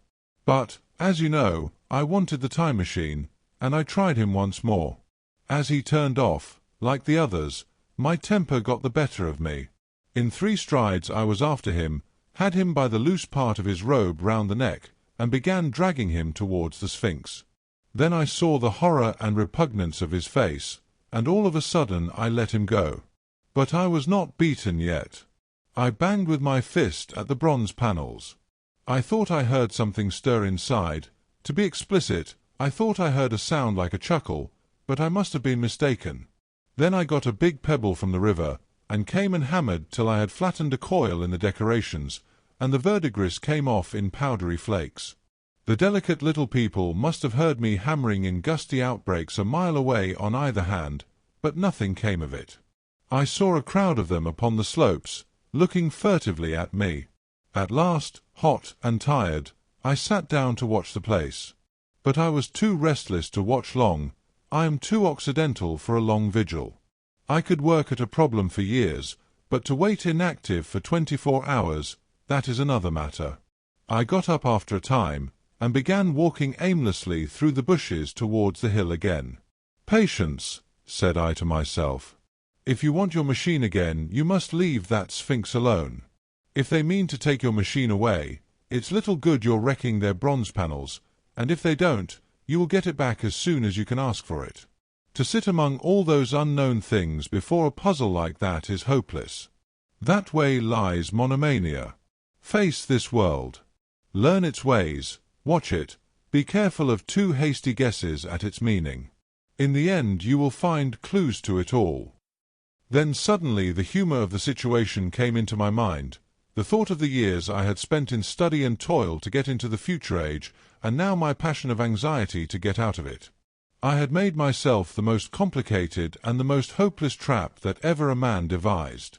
Although it was at my own expense, I could not help myself. I laughed aloud.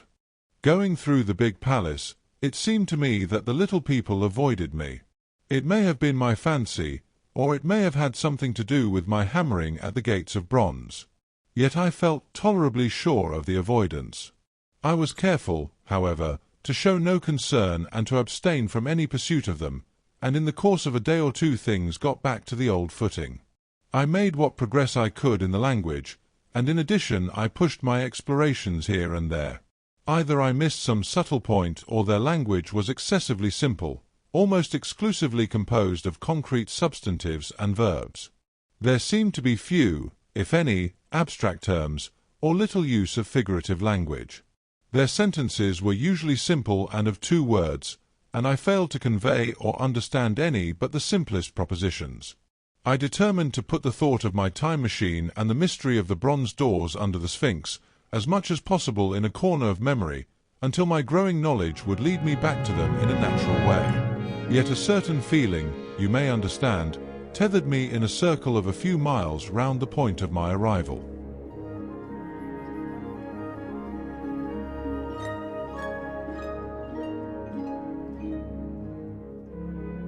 Chapter 8. Explanation. So far as I could see, all the world displayed the same exuberant richness as the Thames Valley. From every hill I climbed I saw the same abundance of splendid buildings, endlessly varied in material and style, the same clustering thickets of evergreens, the same blossom-laden trees and tree ferns. Here and there water shone like silver, and beyond, the land rose into blue undulating hills, and so faded into the serenity of the sky. A peculiar feature, which presently attracted my attention, was the presence of certain circular wells, several, as it seemed to me, of a very great depth.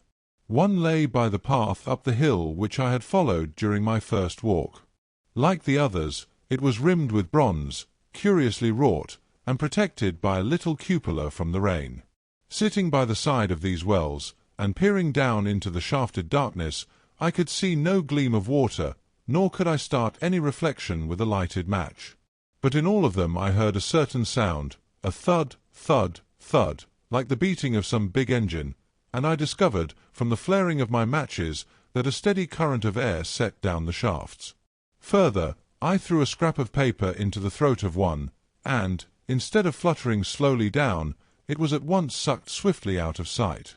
After a time, too, I came to connect these wells with tall towers standing here and there upon the slopes, for above them there was often just such a flicker in the air as one sees on a hot day above a sun-scorched beach. Putting things together, I reached a strong suggestion of an extensive system of subterranean ventilation, whose true import it was difficult to imagine. I was at first inclined to associate it with the sanitary apparatus of these people. It was an obvious conclusion, but it was absolutely wrong. And here I must admit that I learnt very little of drains and bells and modes of conveyance, and the like conveniences, during my time in this real future. In some of these visions of utopias and coming times which I have read, there is a vast amount of detail about building, and social arrangements, and so forth. But while such details are easy enough to obtain when the whole world is contained in one's imagination, they are altogether inaccessible to a real traveller amid such realities as I found here. Conceive the tale of London which a Negro, fresh from Central Africa, would take back to his tribe. What would he know of railway companies, of social movements, of telephone and telegraph wires, of the parcels delivery company, and postal orders and the like. Yet we, at least, should be willing enough to explain these things to him. And even of what he knew, how much could he make his untravelled friend either apprehend or believe? Then, think how narrow the gap between a Negro and a white man of our own times, and how wide the interval between myself and these of the Golden Age. I was sensible of much which was unseen, and which contributed to my comfort, but save for a general impression of automatic organization, I fear I can convey very little of the difference to your mind.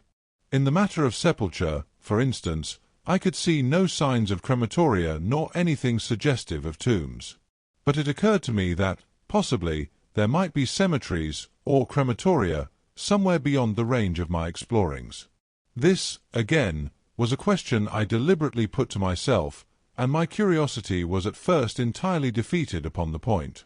The thing puzzled me, and I was led to make a further remark, which puzzled me still more, that aged and infirm among this people there were none. I must confess that my satisfaction with my first theories of an automatic civilization and a decadent humanity did not long endure. Yet I could think of no other. Let me put my difficulties. The several big palaces I had explored were mere living places, great dining halls and sleeping apartments. I could find no machinery, no appliances of any kind. Yet these people were clothed in pleasant fabrics that must at times need renewal, and their sandals, though undecorated, were fairly complex specimens of metalwork. Somehow such things must be made, and the little people displayed no vestige of a creative tendency. There were no shops, no workshops, no sign of importations among them. They spent all their time in playing gently, in bathing in the river, in making love in a half-playful fashion, in eating fruit and sleeping. I could not see how things were kept going. Then, again, about the time machine, something, I knew not what, had taken it into the hollow pedestal of the White Sphinx. Why? For the life of me I could not imagine. Those waterless wells, too, those flickering pillars. I felt I lacked a clue. I felt, how shall I put it? Suppose you found an inscription, with sentences here and there in excellent plain English, and interpolated therewith others made up of words, of letters even, absolutely unknown to you? Well, on the third day of my visit, that was how the world of 802,701 presented itself to me. That day, too, I made a friend, of a sort. It happened that, as I was watching some of the little people bathing in a shallow, one of them was seized with cramp and began drifting downstream. The main current ran rather swiftly, but not too strongly for even a moderate swimmer.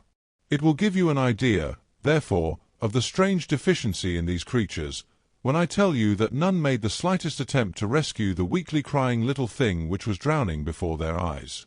When I realized this, I hurriedly slipped off my clothes, and, wading in at a point lower down, I caught the poor mite and drew her safe to land. A little rubbing of the limbs soon brought her round, and I had the satisfaction of seeing she was all right before I left her. I had got to such a low estimate of her kind that I did not expect any gratitude from her. In that, however, I was wrong. This happened in the morning.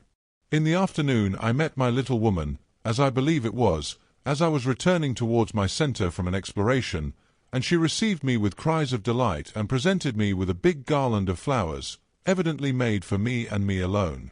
The thing took my imagination. Very possibly I had been feeling desolate.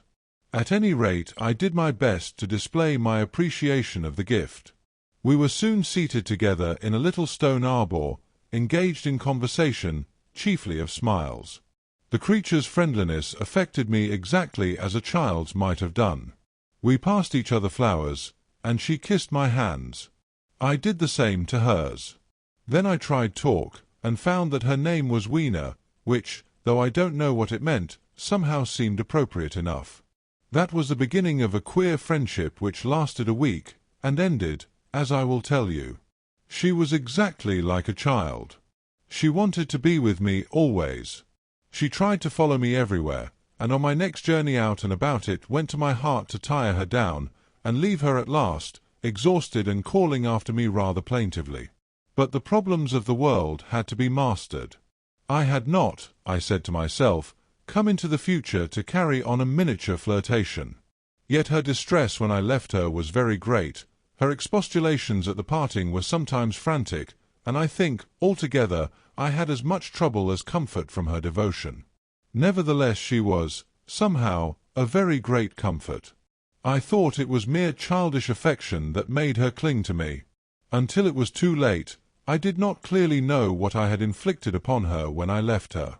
Nor until it was too late did I clearly understand what she was to me. For, by merely seeming fond of me, and showing in her weak, futile way that she cared for me, the little doll of a creature presently gave my return to the neighborhood of the White Sphinx almost a feeling of coming home, and I would watch for her tiny figure of white and gold so soon as I came over the hill. It was from her, too, that I learnt that fear had not yet left the world. She was fearless enough in the daylight, and she had the oddest confidence in me. For once, in a foolish moment, I made threatening grimaces at her, and she simply laughed at them. But she dreaded the dark, dreaded shadows, dreaded black things. Darkness to her was the one thing dreadful.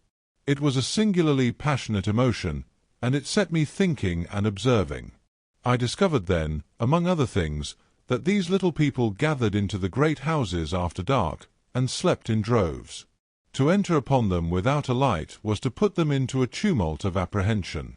I never found one out of doors, or one sleeping alone within doors, after dark. Yet I was still such a blockhead that I missed the lesson of that fear, and in spite of Weena's distress, I insisted upon sleeping away from these slumbering multitudes. It troubled her greatly, but in the end her odd affection for me triumphed, and for 5 of the nights of our acquaintance, including the last night of all, she slept with her head pillowed on my arm. But my story slips away from me as I speak of her. It must have been the night before her rescue that I was awakened about dawn. I had been restless, dreaming most disagreeably that I was drowned, and that sea anemones were feeling over my face with their soft palpi. I woke with a start, and with an odd fancy that some greyish animal had just rushed out of the chamber. I tried to get to sleep again, but I felt restless and uncomfortable. It was that dim grey hour when things are just creeping out of darkness, when everything is colourless and clear-cut, and yet unreal.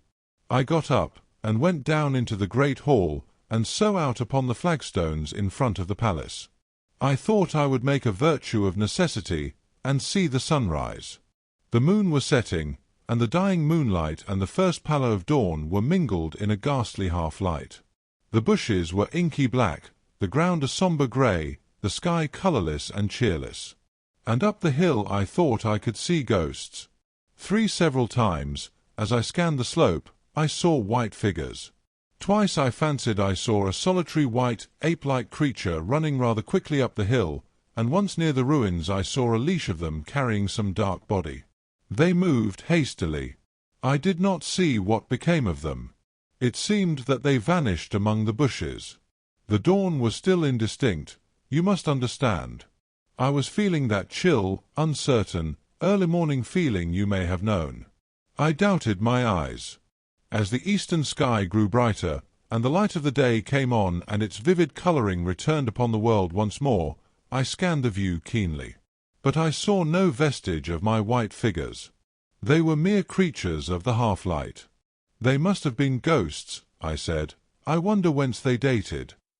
For a queer notion of Grant Allen's came into my head, and amused me. If each generation die and leave ghosts, he argued, the world at last will get overcrowded with them. On that theory they would have grown innumerable some 800,000 years hence, and it was no great wonder to see 4 at once. But the jest was unsatisfying, and I was thinking of these figures all the morning, until Weena's rescue drove them out of my head. I associated them in some indefinite way with the white animal I had startled in my first passionate search for the time machine. But Weena was a pleasant substitute. Yet all the same, they were soon destined to take far deadlier possession of my mind. I think I have said how much hotter than our own was the weather of this golden age. I cannot account for it. It may be that the sun was hotter, or the earth nearer the sun. It is usual to assume that the sun will go on cooling steadily in the future. But people, unfamiliar with such speculations as those of the younger Darwin, forget that the planets must ultimately fall back one by one into the parent body. As these catastrophes occur, the sun will blaze with renewed energy, and it may be that some inner planet had suffered this fate. Whatever the reason, the fact remains that the sun was very much hotter than we know it. Well, one very hot morning, my fourth, I think, as I was seeking shelter from the heat and glare in a colossal ruin near the great house where I slept and fed, there happened this strange thing. Clambering among these heaps of masonry, I found a narrow gallery, whose end and side windows were blocked by fallen masses of stone. By contrast with the brilliancy outside, it seemed at first impenetrably dark to me. I entered it groping, for the change from light to blackness made spots of color swim before me. Suddenly I halted spellbound. A pair of eyes, luminous by reflection against the daylight without, was watching me out of the darkness. The old instinctive dread of wild beasts came upon me. I clenched my hands and steadfastly looked into the glaring eyeballs. I was afraid to turn. Then the thought of the absolute security in which humanity appeared to be living came to my mind. And then I remembered that strange terror of the dark. Overcoming my fear to some extent, I advanced a step and spoke. I will admit that my voice was harsh and ill-controlled. I put out my hand and touched something soft. At once the eyes darted sideways, and something white ran past me. I turned with my heart in my mouth, and saw a queer little ape-like figure, its head held down in a peculiar manner, running across the sunlit space behind me. It blundered against a block of granite, staggered aside, and in a moment was hidden in a black shadow beneath another pile of ruined masonry. My impression of it is, of course, imperfect, but I know it was a dull white, and had strange large greyish-red eyes, also that there was flaxen hair on its head and down its back. But, as I say, it went too fast for me to see distinctly. I cannot even say whether it ran on all fours, or only with its forearms held very low. After an instant's pause, I followed it into the second heap of ruins. I could not find it at first, but, after a time in the profound obscurity, I came upon one of those round well-like openings of which I have told you, half closed by a fallen pillar. A sudden thought came to me. Could this thing have vanished down the shaft? I lit a match, and, looking down, I saw a small, white, moving creature, with large bright eyes which regarded me steadfastly as it retreated. It made me shudder. It was so like a human spider. It was clambering down the wall, and now I saw for the first time a number of metal foot and hand rests forming a kind of ladder down the shaft. Then the light burned my fingers and fell out of my hand, going out as it dropped, and when I had lit another the little monster had disappeared. I do not know how long I sat peering down that well. It was not for some time that I could succeed in persuading myself that the thing I had seen was human. But, gradually, the truth dawned on me, that man had not remained one species, but had differentiated into two distinct animals, that my graceful children of the upper world were not the sole descendants of our generation, but that this bleached, obscene, nocturnal thing, which had flashed before me, was also heir to all the ages. I thought of the flickering pillars and of my theory of an underground ventilation. I began to suspect their true import. And what, I wondered, was this lemur doing in my scheme of a perfectly balanced organization? How was it related to the indolent serenity of the beautiful overworlders? And what was hidden down there, at the foot of that shaft? I sat upon the edge of the well telling myself that, at any rate, there was nothing to fear, and that there I must descend for the solution of my difficulties. And withal I was absolutely afraid to go. As I hesitated, two of the beautiful upper-world people came running in their amorous sport across the daylight in the shadow. The male pursued the female, flinging flowers at her as he ran. They seemed distressed to find me, my arm against the overturned pillar, peering down the well. Apparently it was considered bad form to remark these apertures, for when I pointed to this one, and tried to frame a question about it in their tongue, they were still more visibly distressed and turned away. But they were interested by my matches, and I struck some to amuse them. I tried them again about the well, and again I failed. So presently I left them, meaning to go back to Weena and see what I could get from her. But my mind was already in revolution. my guesses and impressions were slipping and sliding to a new adjustment. I had now a clue to the import of these wells, to the ventilating towers, to the mystery of the ghosts, to say nothing of a hint at the meaning of the bronze gates and the fate of the time machine. And very vaguely there came a suggestion towards the solution of the economic problem that had puzzled me. Here was the new view. Plainly, this second species of man was subterranean. There were three circumstances in particular which made me think that its rare emergence above ground was the outcome of a long-continued underground habit. In the first place, there was the bleached look common in most animals that live largely in the dark, the white fish of the Kentucky caves, for instance. Then, those large eyes, with that capacity for reflecting light, are common features of nocturnal things, witness the owl and the cat. And last of all, that evident confusion in the sunshine, that hasty yet fumbling awkward flight towards dark shadow, and that peculiar carriage of the head while in the light, all reinforce the theory of an extreme sensitivity of the retina. Beneath my feet, then, the earth must be tunneled enormously, and these tunnelings were the habitat of the new race. The presence of ventilating shafts and wells along the hill slopes, everywhere, in fact, except along the river valley, showed how universal were its ramifications. What so natural, then, as to assume that it was in this artificial underworld that such work as was necessary to the comfort of the daylight race was done? The notion was so plausible that I at once accepted it, and went on to assume the how of this splitting of the human species. I dare say you will anticipate the shape of my theory, though, for myself, I very soon felt that it fell far short of the truth. At first, proceeding from the problems of our own age, it seemed clear as daylight to me that the gradual widening of the present merely temporary and social difference between the capitalist and the labourer was the key to the whole position. No doubt it will seem grotesque enough to you, and wildly incredible, and yet even now there are existing circumstances to point that way. There is a tendency to utilize underground space for the less ornamental purposes of civilization. There is the Metropolitan Railway in London, for instance. There are new electric railways, there are subways, there are underground workrooms and restaurants, and they increase and multiply. Evidently, I thought, this tendency had increased till industry had gradually lost its birthright in the sky. I mean that it had gone deeper and deeper into larger and ever larger underground factories, spending a still increasing amount of its time therein, till, in the end. Even now, does not an East End worker live in such artificial conditions as practically to be cut off from the natural surface of the earth? Again, the exclusive tendency of richer people, due, no doubt, to the increasing refinement of their education and the widening gulf between them and the rude violence of the poor, is already leading to the closing, in their interest, of considerable portions of the surface of the land. About London, for instance, perhaps half the prettier country is shut in against intrusion.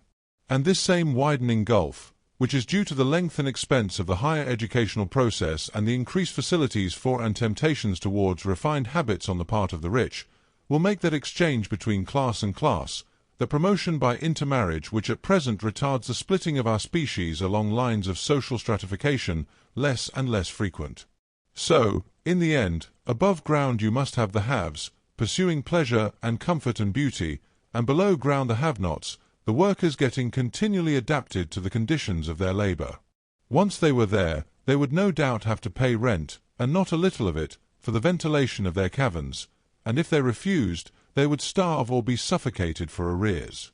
Such of them as were so constituted as to be miserable and rebellious would die, and, in the end, the balance being permanent, the survivors would become as well adapted to the conditions of underground life, and as happy in their way, as the overworld people were to theirs. As it seemed to me, the refined beauty and the etiolated pallor followed naturally enough. The great triumph of humanity I had dreamed of took a different shape in my mind. It had been no such triumph of moral education and general cooperation as I had imagined. Instead, I saw a real aristocracy, armed with a perfected science and working to a logical conclusion the industrial system of today. Its triumph had not been simply a triumph over nature, but a triumph over nature and the fellowman. This, I must warn you, was my theory at the time. I had no convenient cicerone in the pattern of the utopian books. My explanation may be absolutely wrong. I still think it is the most plausible one.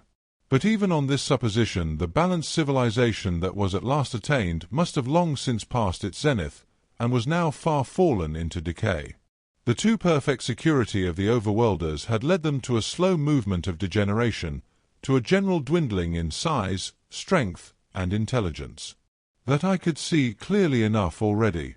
What had happened to the undergrounders I did not yet suspect, but, from what I had seen of the Morlocks, that, by the by, was the name by which these creatures were called, I could imagine that the modification of the human type was even far more profound than among the Eloi, the beautiful race that I already knew. Then came troublesome doubts. Why had the Morlocks taken my time machine? For I felt sure it was they who had taken it. Why, too, if the Eloi were masters, could they not restore the machine to me? And why were they so terribly afraid of the dark? I proceeded, as I have said, to question Weena about this underworld, but here again I was disappointed. At first she would not understand my questions, and presently she refused to answer them. She shivered as though the topic was unendurable, and when I pressed her, perhaps a little harshly, she burst into tears. They were the only tears, except my own, I ever saw in that golden age. When I saw them, I ceased abruptly to trouble about the Morlocks, and was only concerned in banishing these signs of her human inheritance from Weena's eyes. And very soon she was smiling and clapping her hands, while I solemnly burnt a match.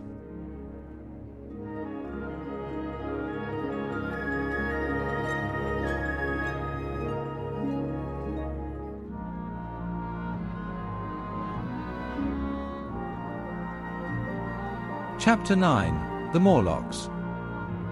It may seem odd to you, but it was 2 days before I could follow up the newfound clue in what was manifestly the proper way. I felt a peculiar shrinking from those pallid bodies. They were just the half-bleached color of the worms and things one sees preserved in spirit in a zoological museum. And they were filthily cold to the touch. Probably my shrinking was largely due to the sympathetic influence of the Eloi, whose disgust of the Morlocks I now began to appreciate. The next night I did not sleep well. Probably my health was a little disordered. I was oppressed with perplexity and doubt. Once or twice I had a feeling of intense fear for which I could perceive no definite reason. I remember creeping noiselessly into the great hall where the little people were sleeping in the moonlight. That night Weena was among them, and feeling reassured by their presence. It occurred to me even then that in the course of a few days the moon must pass through its last quarter, and the nights grow dark, when the appearances of these unpleasant creatures from below, these whitened lemurs, this new vermin that had replaced the old, might be more abundant. And on both these days I had the restless feeling of one who shirks an inevitable duty. I felt assured that the time machine was only to be recovered by boldly penetrating these mysteries of underground. Yet I could not face the mystery. If only I had had a companion, it would have been different. But I was so horribly alone, and even to clamber down into the darkness of the well appalled me. I don't know if you will understand my feeling, but I never felt quite safe at my back. It was this restlessness, this insecurity, perhaps, that drove me farther and farther afield in my exploring expeditions. Going to the southwestward towards the rising country that is now called Coombe Wood, I observed far off, in the direction of 19th-century Banstead, a vast green structure, different in character from any I had hitherto seen. It was larger than the largest of the palaces or ruins I knew, and the facade had an oriental look, the face of it having the lustre, as well as the pale green tint, a kind of bluish green, of a certain type of Chinese porcelain. This difference in aspect suggested a difference in use, and I was minded to push on and explore. But the day was growing late, and I had come upon the site of the place after a long and tiring circuit, so I resolved to hold over the adventure for the following day, and I returned to the welcome and the caresses of little Weena. But next morning I perceived clearly enough that my curiosity regarding the palace of green porcelain was a piece of self-deception, to enable me to shirk, by another day, an experience I dreaded. I resolved I would make the descent without further waste of time, and started out in the early morning towards a well near the ruins of granite and aluminium. Little Weena ran with me. She danced beside me to the well, but when she saw me lean over the mouth and look downward, she seemed strangely disconcerted. "Goodbye, little Weena," I said, kissing her, and then putting her down, I began to feel over the parapet for the climbing hooks. Rather hastily, I may as well confess, for I feared my courage might leak away. At first she watched me in amazement. Then she gave a most piteous cry, and running to me, she began to pull at me with her little hands. I think her opposition nerved me rather to proceed. I shook her off, perhaps a little roughly, and in another moment I was in the throat of the well. I saw her agonized face over the parapet, and smiled to reassure her. Then I had to look down at the unstable hooks to which I clung. I had to clamber down a shaft of perhaps 200 yards. The descent was effected by means of metallic bars projecting from the sides of the well, and these being adapted to the needs of a creature much smaller and lighter than myself, I was speedily cramped and fatigued by the descent. And not simply fatigued. One of the bars bent suddenly under my weight, and almost swung me off into the blackness beneath. For a moment I hung by one hand, and after that experience I did not dare to rest again. Though my arms and back were presently acutely painful, I went on clambering down the sheer descent with as quick a motion as possible. Glancing upward, I saw the aperture, a small blue disk, in which a star was visible, while little Weena's head showed as a round black projection. The thudding sound of a machine below grew louder and more oppressive. Everything save that little disk above was profoundly dark, and when I looked up again Weena had disappeared. I was in an agony of discomfort. I had some thought of trying to go up the shaft again, and leave the underworld alone. But even while I turned this over in my mind I continued to descend. At last, with intense relief, I saw dimly coming up, a foot to the right of me, a slender loophole in the wall. Swinging myself in, I found it was the aperture of a narrow horizontal tunnel in which I could lie down and rest. It was not too soon. My arms ached, my back was cramped, and I was trembling with the prolonged terror of a fall. Besides this, the unbroken darkness had had a distressing effect upon my eyes. The air was full of the throb and hum of machinery pumping air down the shaft. I do not know how long I lay. I was roused by a soft hand touching my face. Starting up in the darkness, I snatched at my matches and, hastily striking one, I saw 3 stooping white creatures similar to the one I had seen above ground in the ruin, hastily retreating before the light. Living, as they did, in what appeared to me impenetrable darkness, their eyes were abnormally large and sensitive, just as are the pupils of the abysmal fishes, and they reflected the light in the same way. I have no doubt they could see me in that rayless obscurity, and they did not seem to have any fear of me apart from the light. But, so soon as I struck a match in order to see them, they fled incontinently, vanishing into dark gutters and tunnels, from which their eyes glared at me in the strangest fashion. I tried to call to them, but the language they had was apparently different from that of the overworld people, so that I was needs left to my own unaided efforts, and the thought of flight before exploration was even then in my mind. But I said to myself, "You are in for it now," and, feeling my way along the tunnel, I found the noise of machinery grow louder. Presently the walls fell away from me, and I came to a large open space, and striking another match, saw that I had entered a vast arched cavern, which stretched into utter darkness beyond the range of my light. The view I had of it was as much as one could see in the burning of a match. Necessarily, my memory is vague. Great shapes like big machines rose out of the dimness, and cast grotesque black shadows, in which dim spectral Morlocks sheltered from the glare. The place, by the by, was very stuffy and oppressive, and the faint halitus of freshly shed blood was in the air. Some way down the central vista was a little table of white metal, laid with what seemed a meal. The Morlocks at any rate were carnivorous. Even at the time, I remember wondering what large animal could have survived to furnish the red joint I saw. It was all very indistinct, the heavy smell, the big unmeaning shapes, the obscene figures lurking in the shadows, and only waiting for the darkness to come at me again. Then the match burnt down, and stung my fingers, and fell, a wriggling red spot in the blackness. I have thought since how particularly ill-equipped I was for such an experience. When I had started with the time machine, I had started with the absurd assumption that the men of the future would certainly be infinitely ahead of ourselves in all their appliances. I had come without arms, without medicine, without anything to smoke. At times I missed tobacco frightfully, even without enough matches. If only I had thought of a Kodak. I could have flashed that glimpse of the underworld in a second, and examined it at leisure. But, as it was, I stood there with only the weapons and the powers that nature had endowed me with, hands, feet, and teeth. These, and 4 safety matches that still remained to me. I was afraid to push my way in among all this machinery in the dark, and it was only with my last glimpse of light I discovered that my store of matches had run low. It had never occurred to me until that moment that there was any need to economize them, and I had wasted almost half the box in astonishing the overworlders, to whom fire was a novelty. Now, as I say, I had 4 left, and while I stood in the dark, a hand touched mine, lank fingers came feeling over my face, and I was sensible of a peculiar unpleasant odor. I fancied I heard the breathing of a crowd of those dreadful little beings about me. I felt the box of matches in my hand being gently disengaged, and other hands behind me plucking at my clothing. The sense of these unseen creatures examining me was indescribably unpleasant. The sudden realization of my ignorance of their ways of thinking and doing came home to me very vividly in the darkness. I shouted at them as loudly as I could. They started away, and then I could feel them approaching me again. They clutched at me more boldly, whispering odd sounds to each other.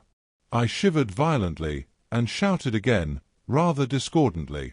This time they were not so seriously alarmed, and they made a queer laughing noise as they came back at me. I will confess I was horribly frightened. I determined to strike another match and escape under the protection of its glare. I did so, and eking out the flicker with a scrap of paper from my pocket, I made good my retreat to the narrow tunnel. But I had scarce entered this when my light was blown out, and in the blackness I could hear the Morlocks rustling like wind among leaves, and pattering like the rain, as they hurried after me.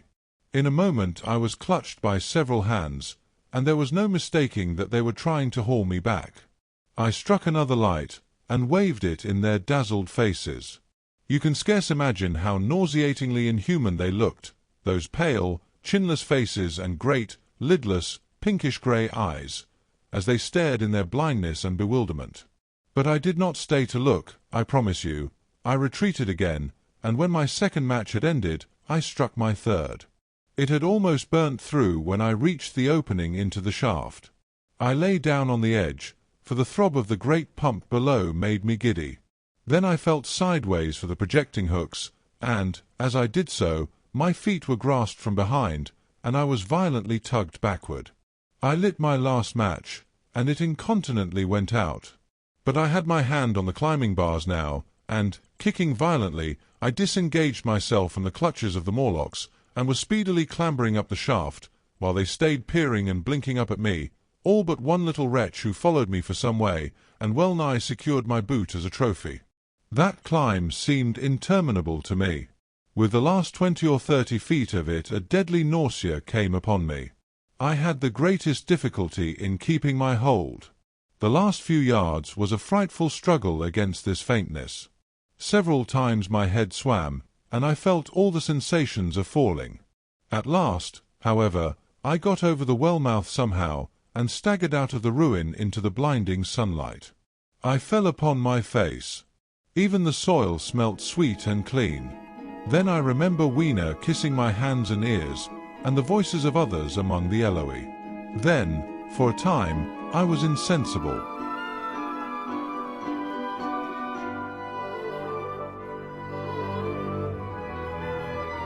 Chapter 10. When Night Came. Now, indeed, I seemed in a worse case than before. Hitherto, except during my night's anguish at the loss of the time machine, I had felt a sustaining hope of ultimate escape, but that hope was staggered by these new discoveries. Hitherto I had merely thought myself impeded by the childish simplicity of the little people, and by some unknown forces which I had only to understand to overcome. But there was an altogether new element in the sickening quality of the Morlocks, a something inhuman and malign. Instinctively I loathed them. Before, I had felt as a man might feel who had fallen into a pit. My concern was with the pit and how to get out of it. Now I felt like a beast in a trap, whose enemy would come upon him soon. The enemy I dreaded may surprise you. It was the darkness of the new moon. Weiner had put this into my head by some at first incomprehensible remarks about the dark nights. It was not now such a very difficult problem to guess what the coming dark nights might mean. The moon was on the wane. Each night there was a longer interval of darkness. And I now understood to some slight degree at least the reason of the fear of the little upper-world people for the dark. I wondered vaguely what foul villainy it might be that the Morlocks did under the new moon. I felt pretty sure now that my second hypothesis was all wrong. The upper-world people might once have been the favoured aristocracy, and the Morlocks their mechanical servants, but that had long since passed away. The two species that had resulted from the evolution of man were sliding down towards, or had already arrived at, an altogether new relationship. The Eloi, like the Carlo-Vignan kings, had decayed to a mere beautiful futility. They still possessed the earth on sufferance, since the Morlocks, subterranean for innumerable generations, had come at last to find the daylit surface intolerable. And the Morlocks made their garments, I inferred, and maintained them in their habitual needs, perhaps through the survival of an old habit of service. They did it as a standing horse paws with his foot, or as a man enjoys killing animals in sport, because ancient and departed necessities had impressed it on the organism. But, clearly, the old order was already in part reversed. The nemesis of the delicate ones was creeping on apace. Ages ago, thousands of generations ago, man had thrust his brother man out of the ease and the sunshine. And now that brother was coming back, changed. Already the Eloi had begun to learn one old lesson anew. They were becoming reacquainted with fear. And suddenly there came into my head the memory of the meat I had seen in the underworld. It seemed odd how it floated into my mind, not stirred up as it were by the current of my meditations, but coming in almost like a question from outside. I tried to recall the form of it. I had a vague sense of something familiar, but I could not tell what it was at the time. Still, however helpless the little people in the presence of their mysterious fear, I was differently constituted. I came out of this age of ours, this ripe prime of the human race, when fear does not paralyze and mystery has lost its terrors. I at least would defend myself. Without further delay, I determined to make myself arms and a fastness where I might sleep.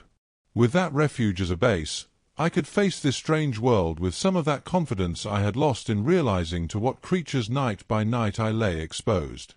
I felt I could never sleep again until my bed was secure from them. I shuddered with horror to think how they must already have examined me. I wandered during the afternoon along the valley of the Thames, but found nothing that commended itself to my mind as inaccessible. All the buildings and trees seemed easily practicable to such dexterous climbers as the Morlocks, to judge by their wells, must be.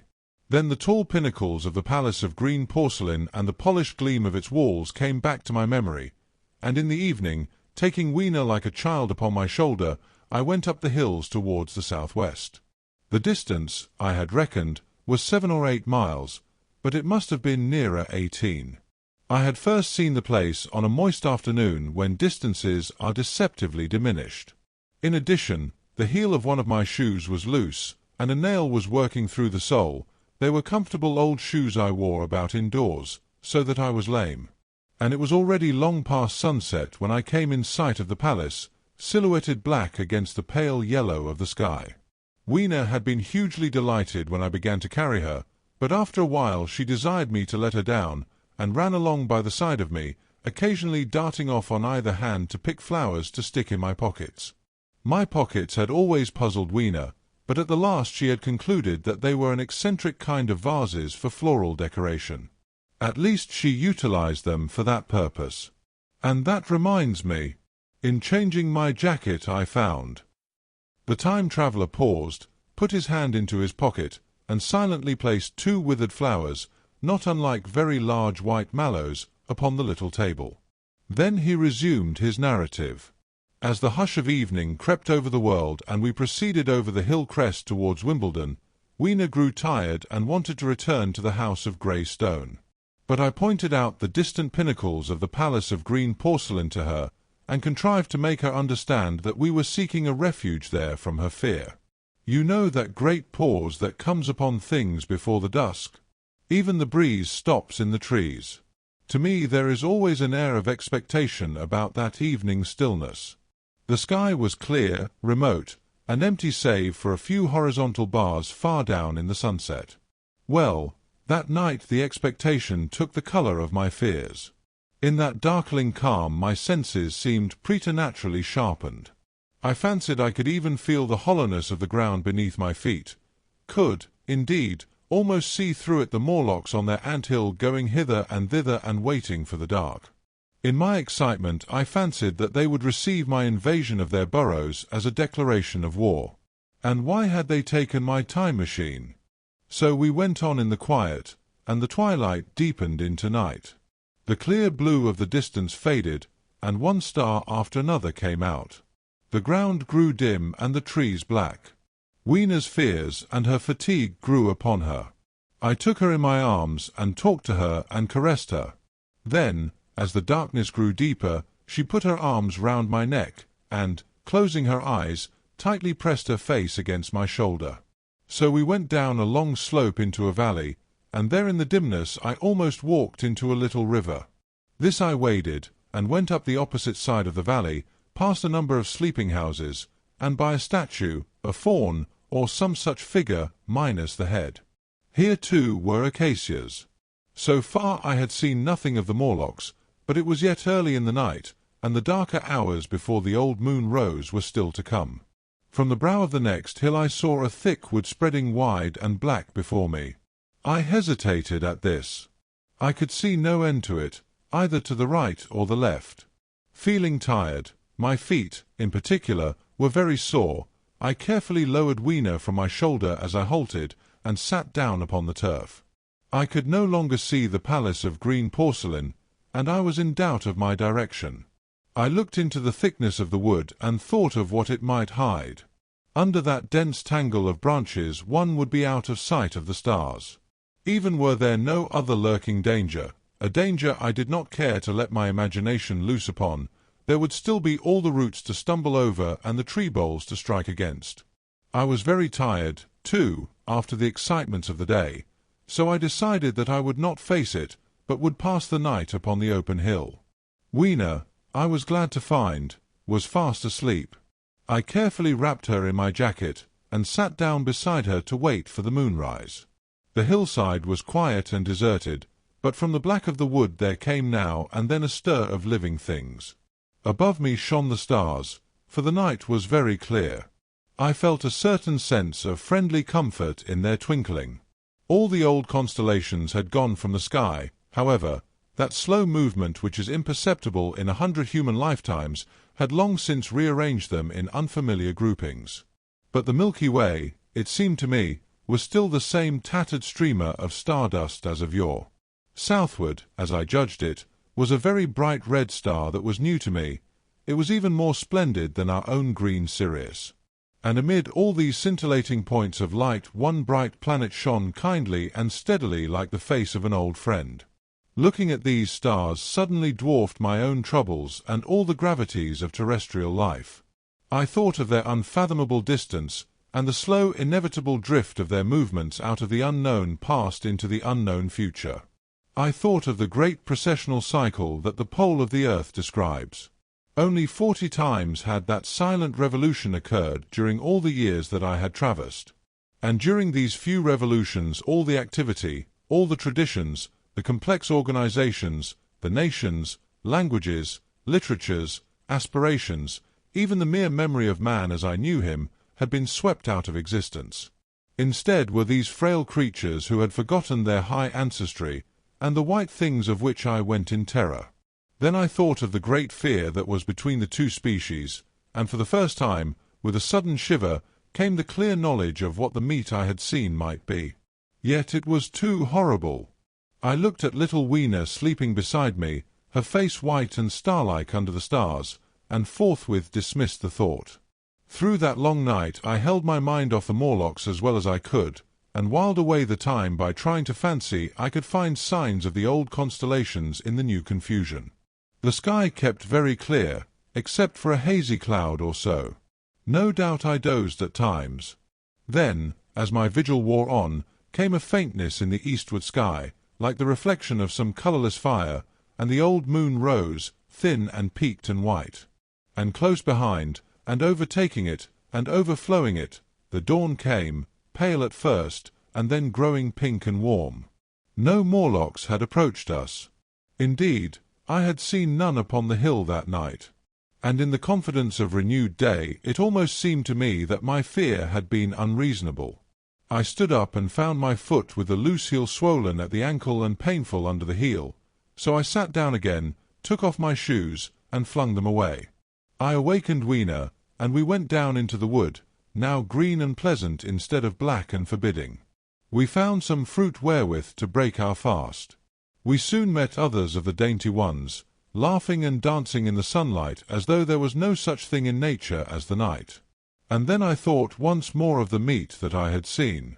I felt assured now of what it was, and from the bottom of my heart I pitied this last feeble rill from the great flood of humanity. Clearly, at some time in the long ago of human decay the Morlocks' food had run short. Possibly they had lived on rats and such like vermin. Even now man is far less discriminating and exclusive in his food than he was, far less than any monkey. His prejudice against human flesh is no deep-seated instinct. And so these inhuman sons of men. I tried to look at the thing in a scientific spirit. After all, they were less human and more remote than our cannibal ancestors of 3,000 or 4,000 years ago.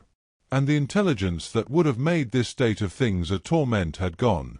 Why should I trouble myself? These Eloi were mere fatted cattle, which the ant-like Morlocks preserved and preyed upon, probably saw to the breeding of. And there was Weena dancing at my side. Then I tried to preserve myself from the horror that was coming upon me, by regarding it as a rigorous punishment of human selfishness.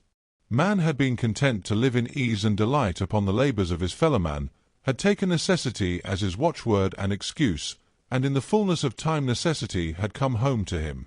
I even tried a Carlyle-like scorn of this wretched aristocracy in decay. But this attitude of mind was impossible. However great their intellectual degradation, the Eloi had kept too much of the human form not to claim my sympathy, and to make me perforce a sharer in their degradation and their fear. I had at that time very vague ideas as to the course I should pursue. My first was to secure some safe place of refuge, and to make myself such arms of metal or stone as I could contrive. That necessity was immediate. In the next place, I hoped to procure some means of fire, so that I should have the weapon of a torch at hand, for nothing, I knew, would be more efficient against these Morlocks. Then I wanted to arrange some contrivance to break open the doors of bronze under the White Sphinx. I had in mind a battering ram. I had a persuasion that if I could enter those doors and carry a blaze of light before me I should discover the time machine and escape. I could not imagine the Morlocks were strong enough to move it far away. Weena I had resolved to bring with me to our own time. And turning such schemes over in my mind, I pursued our way towards the building which my fancy had chosen as our dwelling.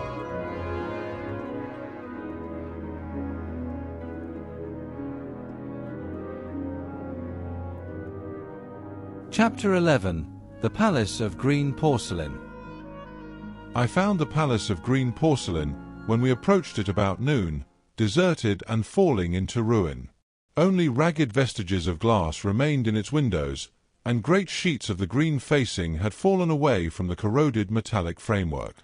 It lay very high upon a turfy down, and looking northeastward before I entered it, I was surprised to see a large estuary, or even creek, where I judged Wandsworth and Battersea must once have been.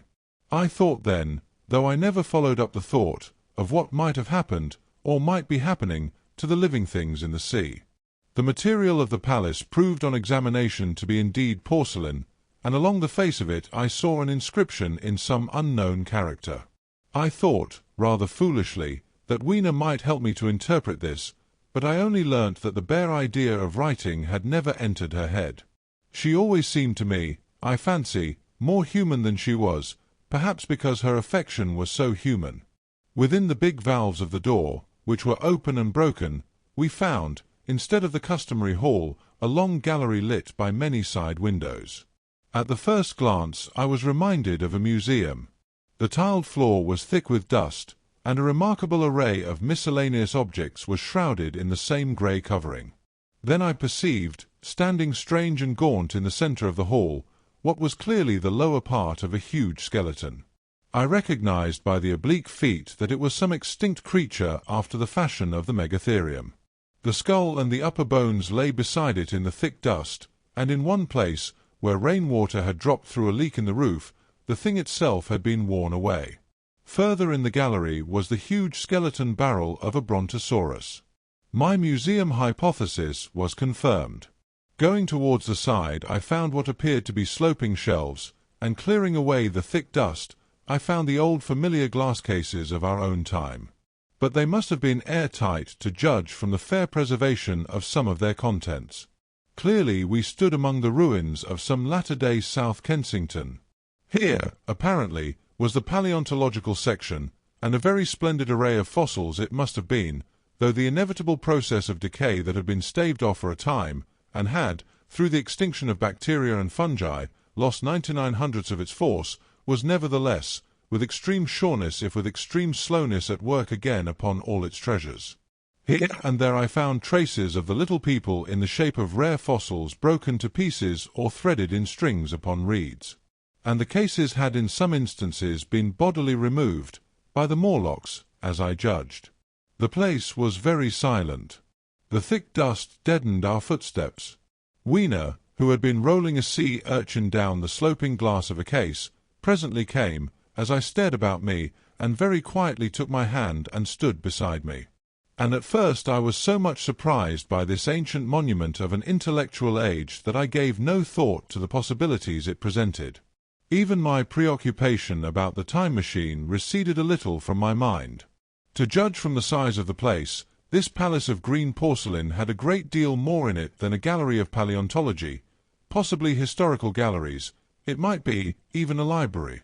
To me, at least in my present circumstances, these would be vastly more interesting than this spectacle of old-time geology in decay. Exploring, I found another short gallery running transversely to the first. This appeared to be devoted to minerals, and the sight of a block of sulphur set my mind running on gunpowder. But I could find no saltpeter, indeed, no nitrates of any kind. Doubtless they had deliquesced ages ago. Yet the sulphur hung in my mind, and set up a train of thinking. As for the rest of the contents of that gallery, though on the whole they were the best preserved of all I saw, I had little interest. I am no specialist in mineralogy, and I went on down a very ruinous aisle running parallel to the first hall I had entered. Apparently this section had been devoted to natural history, but everything had long since passed out of recognition. A few shriveled and blackened vestiges of what had once been stuffed animals, desiccated mummies in jars that had once held spirit, a brown dust of departed plants, that was all. I was sorry for that, because I should have been glad to trace the patient readjustments by which the conquest of animated nature had been attained. Then we came to a gallery of simply colossal proportions, but singularly ill-lit, the floor of it running downward at a slight angle from the end at which I entered. At intervals white globes hung from the ceiling, many of them cracked and smashed, which suggested that originally the place had been artificially lit. Here I was more in my element, for rising on either side of me were the huge bulks of big machines, all greatly corroded and many broken down, but some still fairly complete.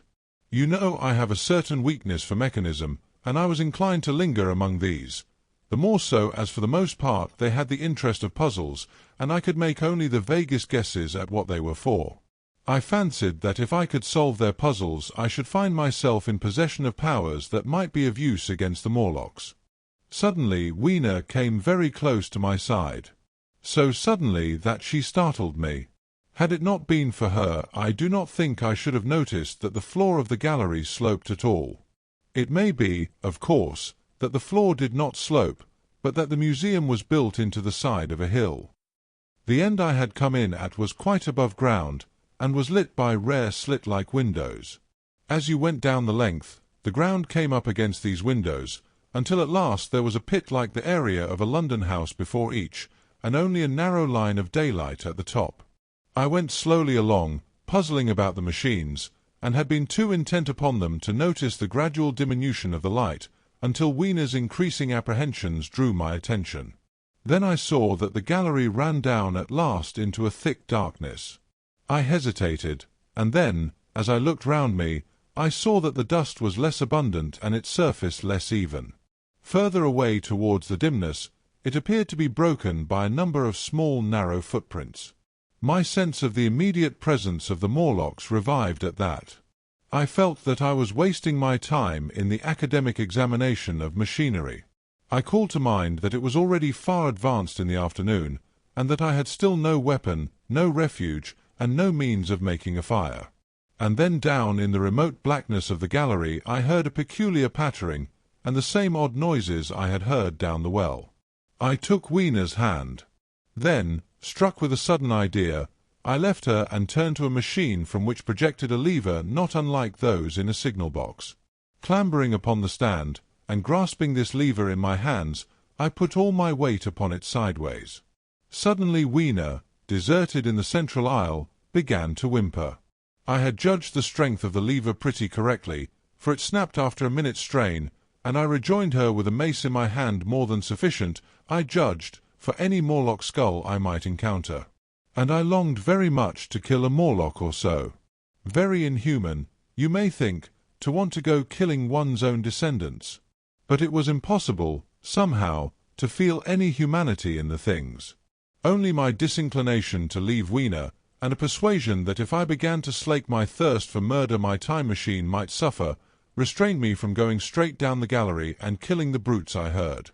Well, mace in one hand and Wiener in the other, I went out of that gallery and into another and still larger one, which at the first glance reminded me of a military chapel hung with tattered flags. The brown and charred rags that hung from the sides of it, I presently recognized as the decaying vestiges of books. They had long since dropped to pieces, and every semblance of print had left them.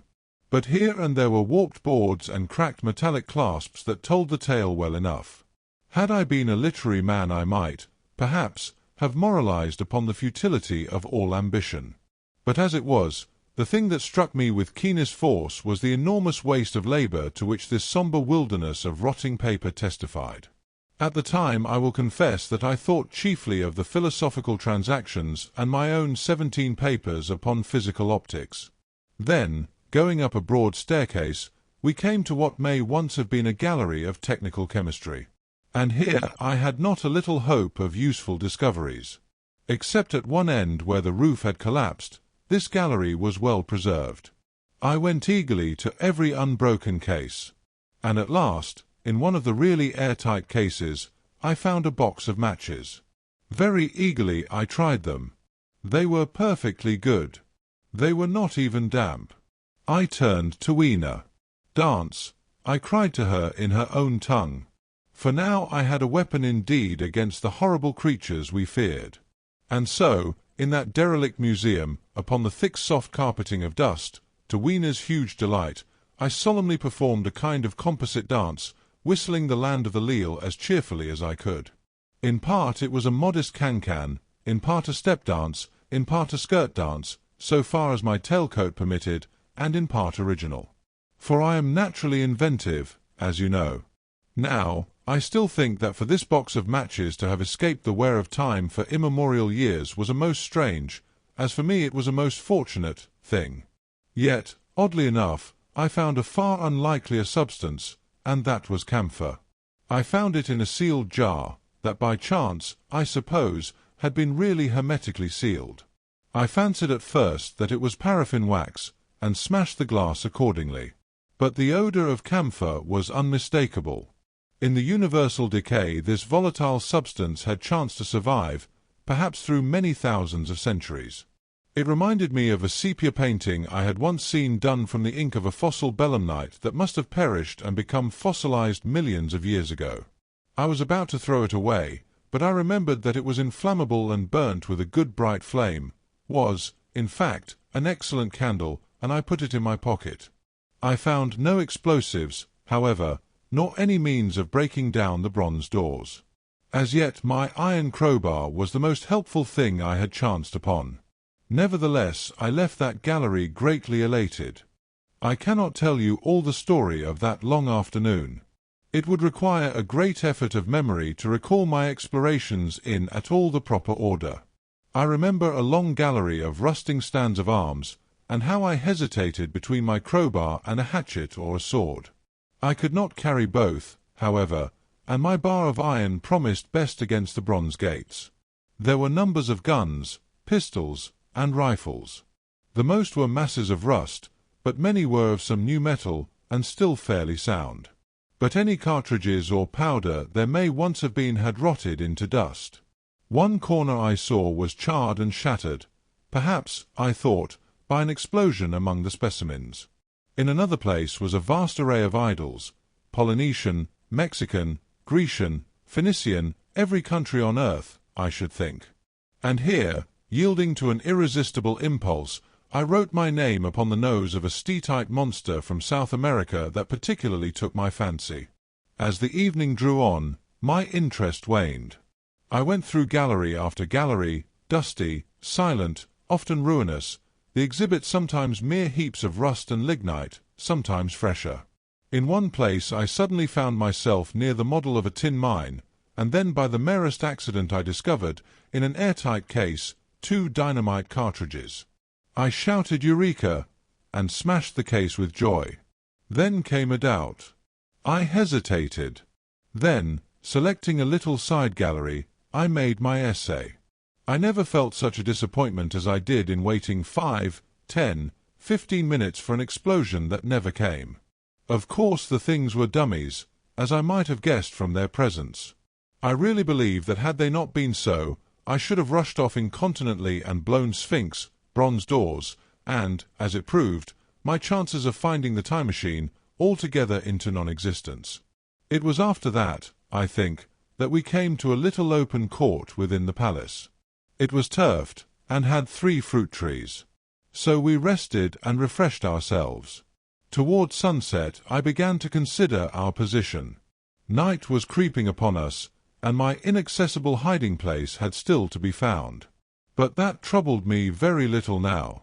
I had in my possession a thing that was, perhaps, the best of all defences against the Morlocks. I had matches. I had the camphor in my pocket, too, if a blaze were needed. It seemed to me that the best thing we could do would be to pass the night in the open, protected by a fire. In the morning there was the getting of the time machine. Towards that, as yet, I had only my iron mace. But now, with my growing knowledge, I felt very differently towards those bronze doors. Up to this, I had refrained from forcing them, largely because of the mystery on the other side. They had never impressed me as being very strong, and I hoped to find my bar of iron not altogether inadequate for the work.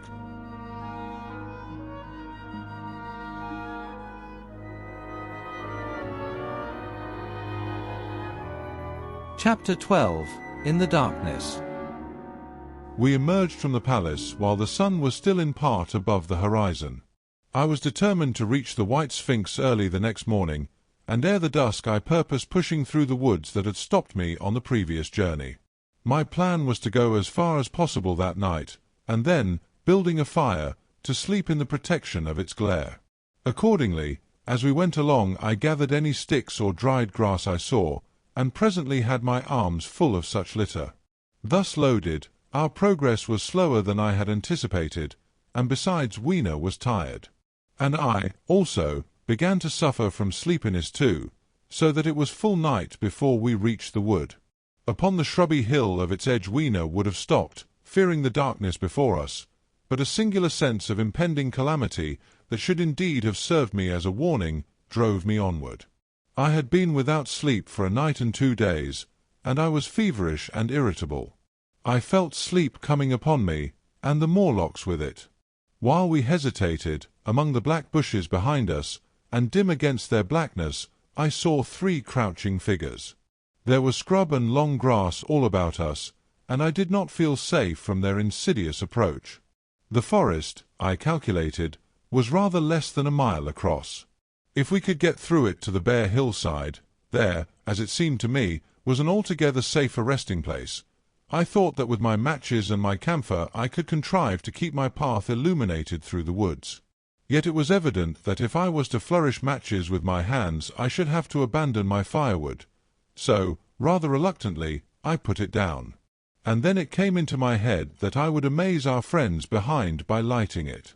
I was to discover the atrocious folly of this proceeding, but it came to my mind as an ingenious move for covering our retreat. I don't know if you have ever thought what a rare thing flame must be in the absence of man and in a temperate climate. The sun's heat is rarely strong enough to burn, even when it is focused by dewdrops, as is sometimes the case in more tropical districts. Lightning may blast and blacken, but it rarely gives rise to widespread fire. Decaying vegetation may occasionally smoulder with the heat of its fermentation, but this rarely results in flame. In this decadence, too, the art of fire-making had been forgotten on the earth. The red tongues that went licking up my heap of wood were an altogether new and strange thing to Weena. She wanted to run to it and play with it. I believe she would have cast herself into it had I not restrained her. But I caught her up, and in spite of her struggles, plunged boldly before me into the wood. For a little way the glare of my fire lit the path. Looking back presently, I could see, through the crowded stems, that from my heap of sticks the blaze had spread to some bushes adjacent, and a curved line of fire was creeping up the grass of the hill. I laughed at that, and turned again to the dark trees before me. It was very black, and Weena clung to me convulsively, but there was still, as my eyes grew accustomed to the darkness, sufficient light for me to avoid the stems. Overhead it was simply black, except where a gap of remote blue sky shone down upon us here and there. I lit none of my matches because I had no hand free. Upon my left arm I carried my little one, in my right hand I had my iron bar. For some way I heard nothing but the crackling twigs under my feet, the faint rustle of the breeze above, and my own breathing and the throb of the blood vessels in my ears.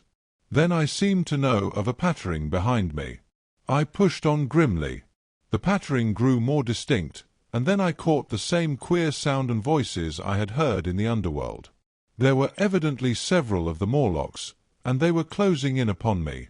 Indeed, in another minute I felt a tug at my coat, then something at my arm. And Weena shivered violently, and became quite still. It was time for a match. But to get one I must put her down. I did so, and, as I fumbled with my pocket, a struggle began in the darkness about my knees, perfectly silent on her part and with the same peculiar cooing sounds from the Morlocks. Soft little hands, too, were creeping over my coat and back, touching even my neck. Then the match scratched and fizzed. I held it flaring, and saw the white backs of the Morlocks in flight amid the trees. I hastily took a lump of camphor from my pocket, and prepared to light it as soon as the match should wane. Then I looked at Weena. She was lying clutching my feet and quite motionless, with her face to the ground. With a sudden fright I stooped to her. She seemed scarcely to breathe. I lit the block of camphor and flung it to the ground, and as it split and flared up and drove back the Morlocks and the shadows, I knelt down and lifted her. The wood behind seemed full of the stir and murmur of a great company. She seemed to have fainted. I put her carefully upon my shoulder and rose to push on, and then there came a horrible realization. In manoeuvring with my matches and Weena, I had turned myself about several times, and now I had not the faintest idea in what direction lay my path. For all I knew, I might be facing back towards the palace of green porcelain. I found myself in a cold sweat. I had to think rapidly what to do. I determined to build a fire and encamp where we were. I put Weena, still motionless, down upon a turfy bowl, and very hastily, as my first lump of camphor waned, I began collecting sticks and leaves. Here and there out of the darkness round me the Morlock's eyes shone like carbuncles. The camphor flickered and went out. I lit a match, and as I did so, two white forms that had been approaching Weena dashed hastily away. One was so blinded by the light that he came straight for me, and I felt his bones grind under the blow of my fist. He gave a whoop of dismay, staggered a little way, and fell down. I lit another piece of camphor, and went on gathering my bonfire. Presently I noticed how dry was some of the foliage above me, for since my arrival on the time machine, a matter of a week, no rain had fallen. So, instead of casting about among the trees for fallen twigs, I began leaping up and dragging down branches. Very soon I had a choking smoky fire of green wood and dry sticks, and could economize my camphor. Then I turned to where Weena lay beside my iron mace. I tried what I could to revive her, but she lay like one dead.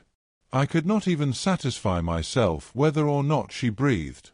Now, the smoke of the fire beat over towards me, and it must have made me heavy of a sudden. Moreover, the vapour of camphor was in the air. My fire would not need replenishing for an hour or so.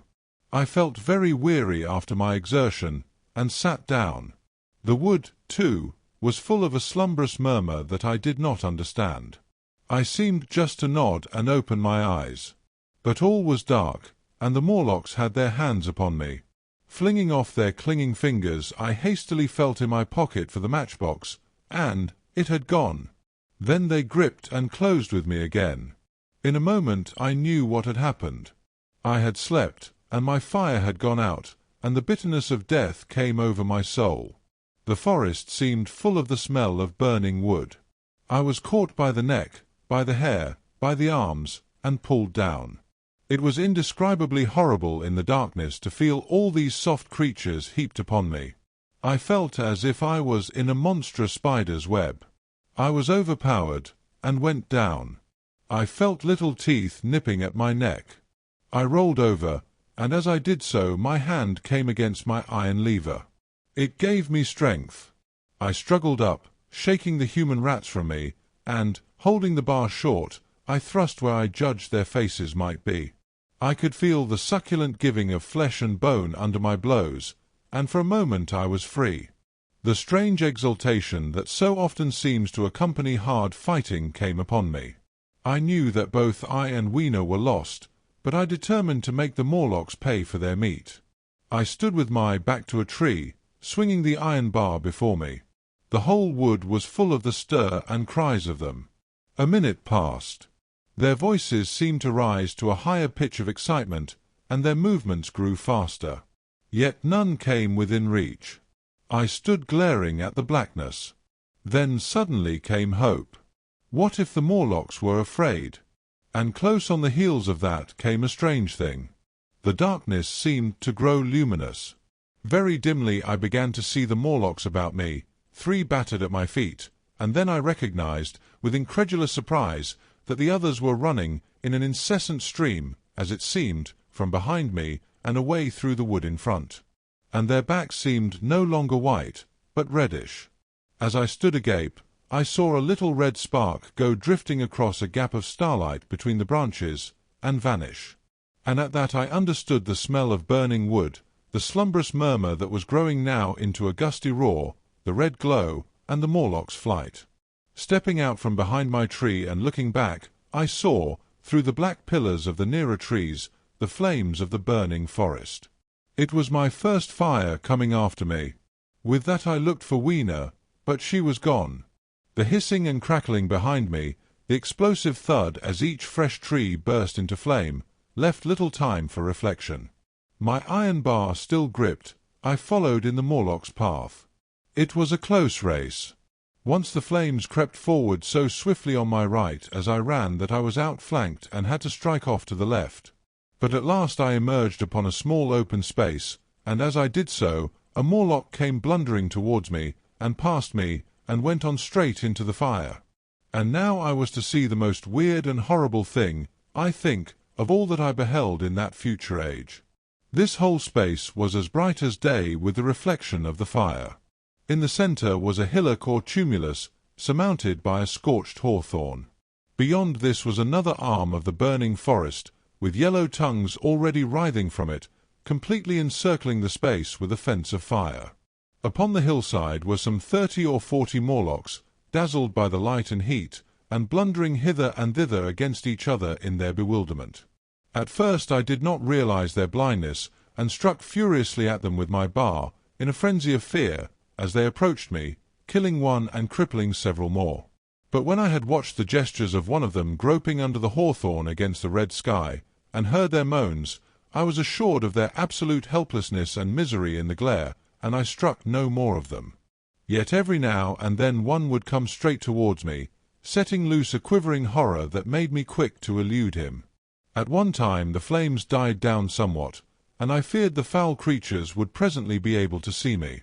I was thinking of beginning the fight by killing some of them before this should happen, but the fire burst out again brightly, and I stayed my hand. I walked about the hill among them and avoided them, looking for some trace of Weena. But Weena was gone. At last I sat down on the summit of the hillock and watched this strange incredible company of blind things groping to and fro and making uncanny noises to each other as the glare of the fire beat on them. The coiling uprush of smoke streamed across the sky, and through the rare tatters of that red canopy, remote as though they belonged to another universe, shone the little stars. 2 or 3 Morlocks came blundering into me, and I drove them off with blows of my fists, trembling as I did so. For the most part of that night I was persuaded it was a nightmare. I bit myself and screamed in a passionate desire to awake. I beat the ground with my hands, and got up and sat down again, and wandered here and there, and again sat down.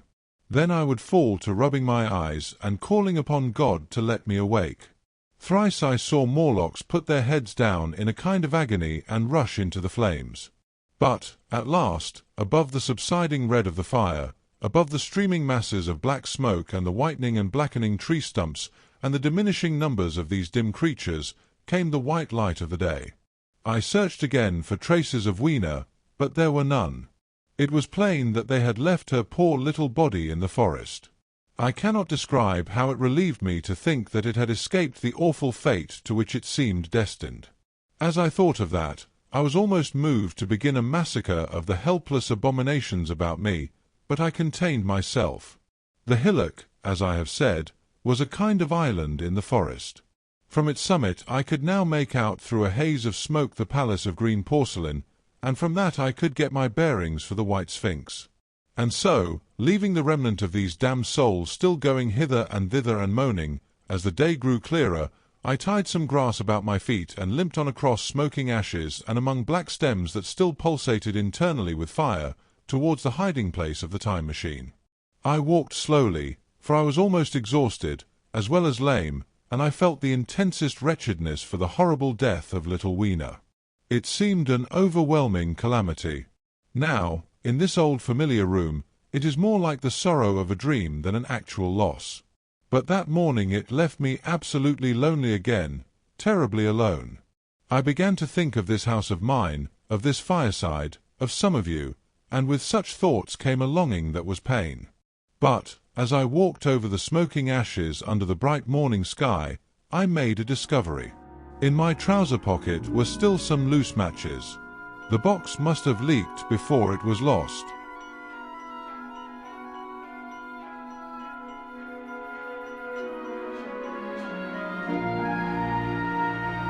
Chapter 13. The Trap of the White Sphinx. About 8 or 9 in the morning I came to the same seat of yellow metal from which I had viewed the world upon the evening of my arrival. I thought of my hasty conclusions upon that evening, and could not refrain from laughing bitterly at my confidence.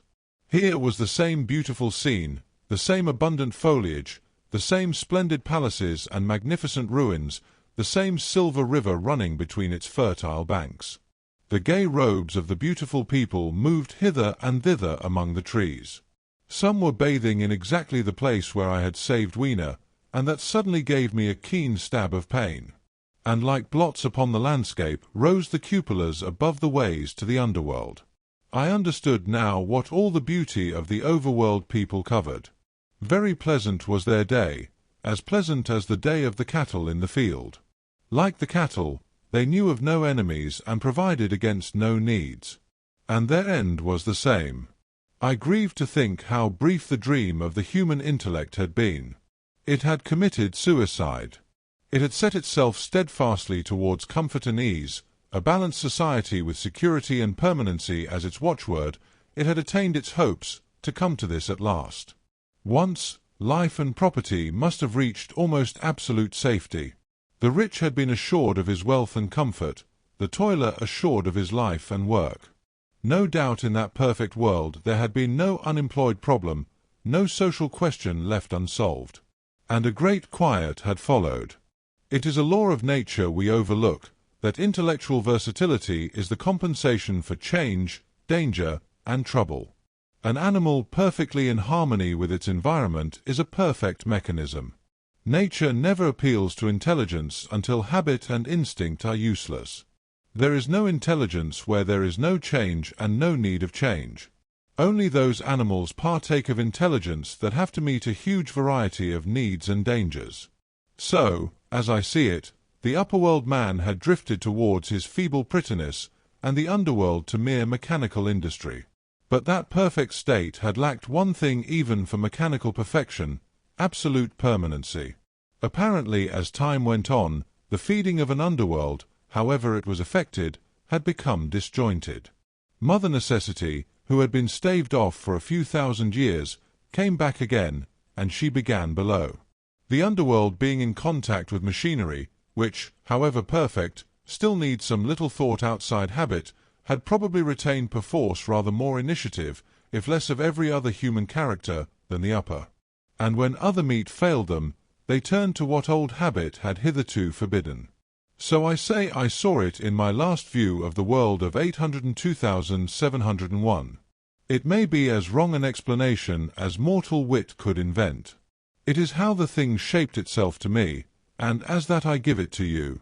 After the fatigues, excitements, and terrors of the past days, and in spite of my grief, this seat and the tranquil view and the warm sunlight were very pleasant. I was very tired and sleepy, and soon my theorizing passed into dozing. Catching myself at that, I took my own hint, and spreading myself out upon the turf I had a long and refreshing sleep. I awoke a little before sunsetting. I now felt safe against being caught napping by the Morlocks, and, stretching myself, I came on down the hill towards the White Sphinx. I had my crowbar in one hand, and the other hand played with the matches in my pocket. And now came a most unexpected thing. As I approached the pedestal of the Sphinx, I found the bronze valves were open. They had slid down into grooves. At that I stopped short before them, hesitating to enter. Within was a small apartment, and on a raised place in the corner of this was the time machine. I had the small levers in my pocket. So here, after all my elaborate preparations for the siege of the White Sphinx, was a meek surrender. I threw my iron bar away, almost sorry not to use it. A sudden thought came into my head as I stooped towards the portal. For once, at least, I grasped the mental operations of the Morlocks. Suppressing a strong inclination to laugh, I stepped through the bronze frame and up to the time machine. I was surprised to find it had been carefully oiled and cleaned. I have suspected since that the Morlocks had even partially taken it to pieces while trying in their dim way to grasp its purpose. Now as I stood and examined it, finding a pleasure in the mere touch of the contrivance, the thing I had expected happened. The bronze panels suddenly slid up and struck the frame with a clang. I was in the dark, trapped. So the Morlocks thought. At that I chuckled gleefully. I could already hear their murmuring laughter as they came towards me. Very calmly I tried to strike the match. I had only to fix on the levers and depart then like a ghost. But I had overlooked one little thing. The matches were of that abominable kind that light only on the box. You may imagine how all my calm vanished. The little brutes were close upon me. One touched me. I made a sweeping blow in the dark at them with the levers, and began to scramble into the saddle of the machine. Then came one hand upon me, and then another. Then I had simply to fight against their persistent fingers for my levers, and at the same time feel for the studs over which these fitted. Indeed, they almost got away from me. As it slipped from my hand, I had to butt in the dark with my head. I could hear the Morlock skull ring, to recover it. It was a nearer thing than the fight in the forest, I think, this last scramble. But at last the lever was fixed and pulled over. The clinging hands slipped from me. The darkness presently fell from my eyes. I found myself in the same grey light and tumult I have already described. Chapter 14. The Further Vision. I have already told you of the sickness and confusion that comes with time travelling. And this time I was not seated properly in the saddle, but sideways and in an unstable fashion. For an indefinite time I clung to the machine as it swayed and vibrated, quite unheeding how I went, and when I brought myself to look at the dials again, I was amazed to find where I had arrived. One dial records days, and another thousands of days, another millions of days, and another thousands of millions. Now, instead of reversing the levers, I had pulled them over so as to go forward with them, and when I came to look at these indicators I found that the thousands hand was sweeping round as fast as the second hand of a watch into futurity. As I drove on, a peculiar change crept over the appearance of things. The palpitating greyness grew darker, then, though I was still travelling with prodigious velocity, the blinking succession of day and night, which was usually indicative of a slower pace, returned and grew more and more marked. This puzzled me very much at first. The alternations of night and day grew slower and slower, and so did the passage of the sun across the sky, until they seemed to stretch through centuries. At last a steady twilight brooded over the earth, a twilight only broken now and then when a comet glared across the darkling sky. The band of light that had indicated the sun had long since disappeared, for the sun had ceased to set. It simply rose and fell in the west, and grew ever broader and more red. All trace of the moon had vanished. The circling of the stars, growing slower and slower, had given place to creeping points of light. At last, some time before I stopped, the sun, red and very large, halted motionless upon the horizon, a vast dome glowing with a dull heat, and now and then suffering a momentary extinction. At one time it had for a little while glowed more brilliantly again, but it speedily reverted to its sullen red heat. I perceived by this slowing down of its rising and setting that the work of the tidal drag was done. The earth had come to rest with one face to the sun, even as in our own time the moon faces the earth. Very cautiously, for I remembered my former headlong fall, I began to reverse my motion. Slower and slower went the circling hands until the thousands one seemed motionless and the daily one was no longer a mere mist upon its scale. Still slower, until the dim outlines of a desolate beach grew visible. I stopped very gently and sat upon the time machine, looking round. The sky was no longer blue. Northeastward it was inky black, and out of the blackness shone brightly and steadily the pale white stars. Overhead it was a deep Indian red and starless, and southeastward it grew brighter to a glowing scarlet where, cut by the horizon, lay the huge hull of the sun, red and motionless. The rocks about me were of a harsh reddish colour, and all the trace of life that I could see at first was the intensely green vegetation that covered every projecting point on their southeastern face. It was the same rich green that one sees on forest moss or on the lichen in caves, plants which like these grow in a perpetual twilight. The machine was standing on a sloping beach. The sea stretched away to the southwest, to rise into a sharp bright horizon against the wan sky. There were no breakers and no waves, for not a breath of wind was stirring. Only a slight oily swell rose and fell like a gentle breathing, and showed that the eternal sea was still moving and living. And along the margin where the water sometimes broke was a thick incrustation of salt, pink under the lurid sky.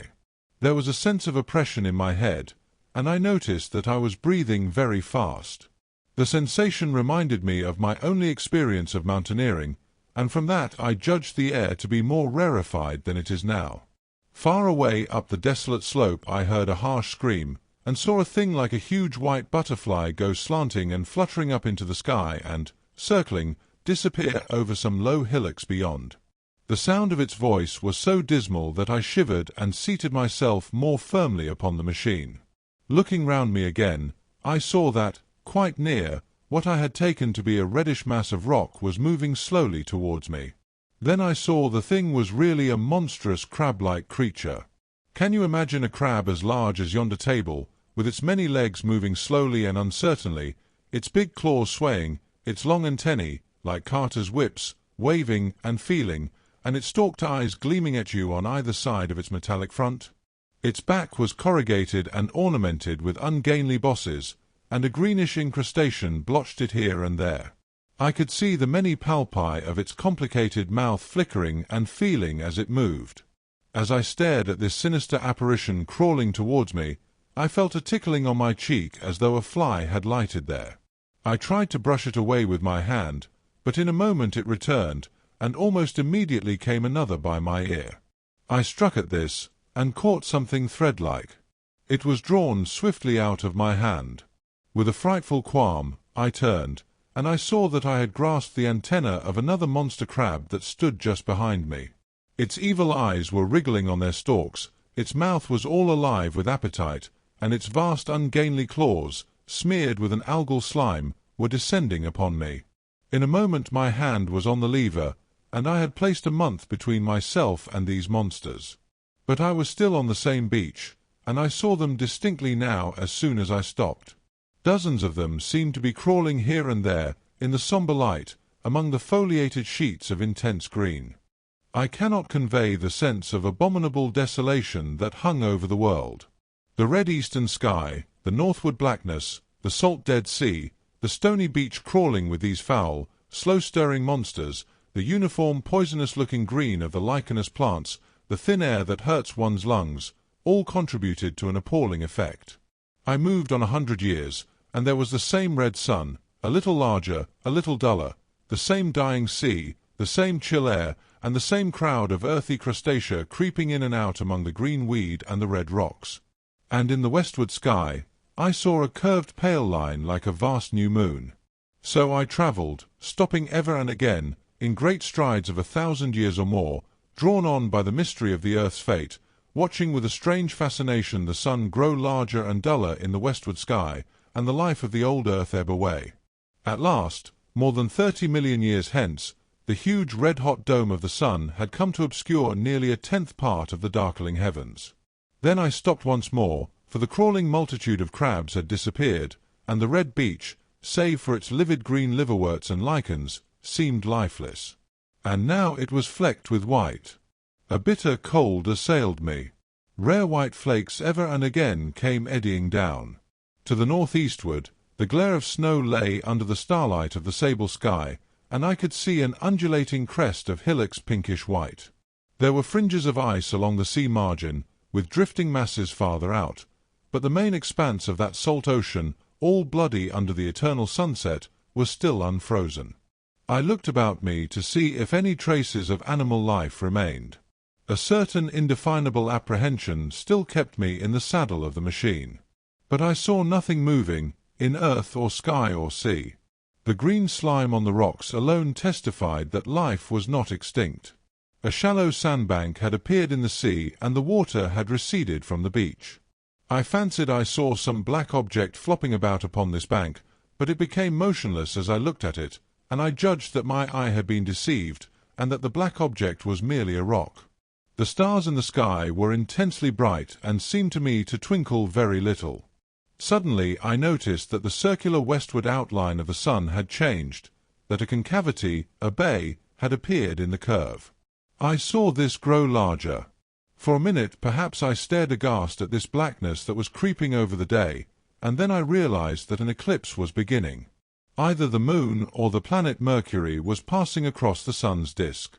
Naturally, at first I took it to be the moon, but there is much to incline me to believe that what I really saw was the transit of an inner planet passing very near to the earth.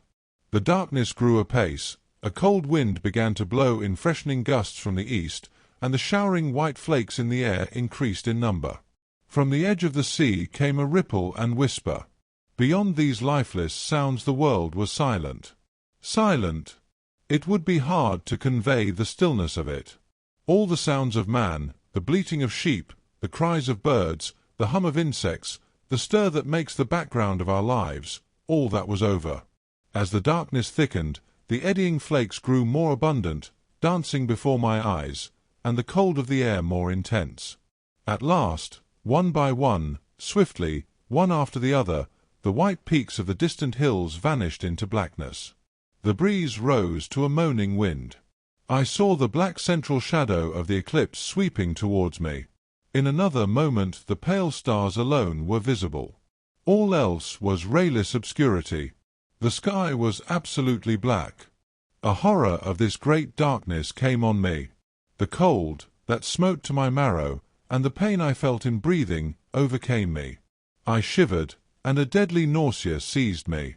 Then like a red-hot bow in the sky appeared the edge of the sun. I got off the machine to recover myself. I felt giddy and incapable of facing the return journey. As I stood sick and confused, I saw again the moving thing upon the shoal. There was no mistake now that it was a moving thing against the red water of the sea. It was a round thing, the size of a football perhaps, or, it may be, bigger, and tentacles trailed down from it. It seemed black against the weltering blood-red water, and it was hopping fitfully about. Then I felt I was fainting. But a terrible dread of lying helpless in that remote and awful twilight sustained me while I clambered upon the saddle.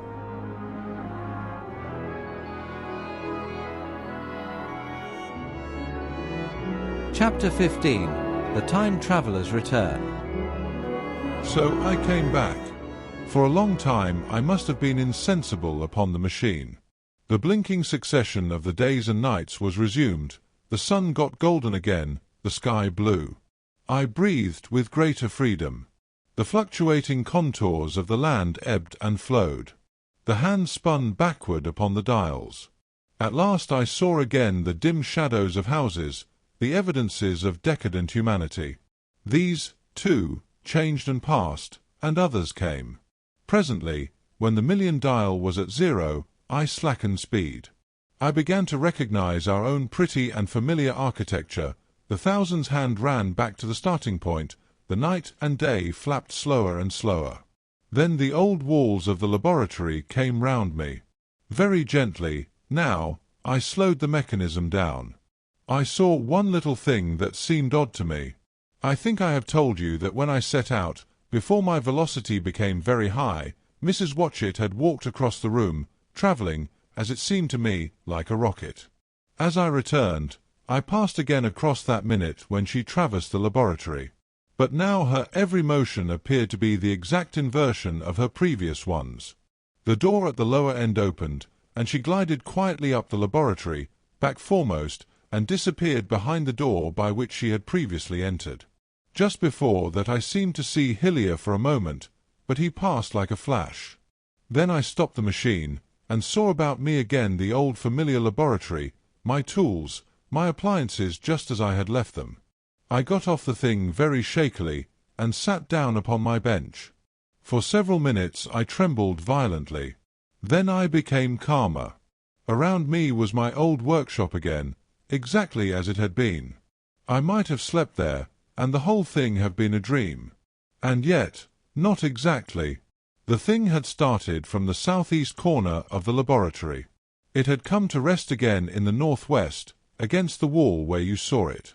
That gives you the exact distance from my little lawn to the pedestal of the White Sphinx, into which the Morlocks had carried my machine. For a time my brain went stagnant. Presently I got up and came through the passage here, limping, because my heel was still painful and feeling sorely begrimed. I saw the Pall Mall Gazette on the table by the door. I found the date was indeed today, and looking at the timepiece, saw the hour was almost 8 o'clock. I heard your voices and the clatter of plates. I hesitated, I felt so sick and weak. Then I sniffed good wholesome meat, and opened the door on you. You know the rest. I washed and dined, and now I am telling you the story.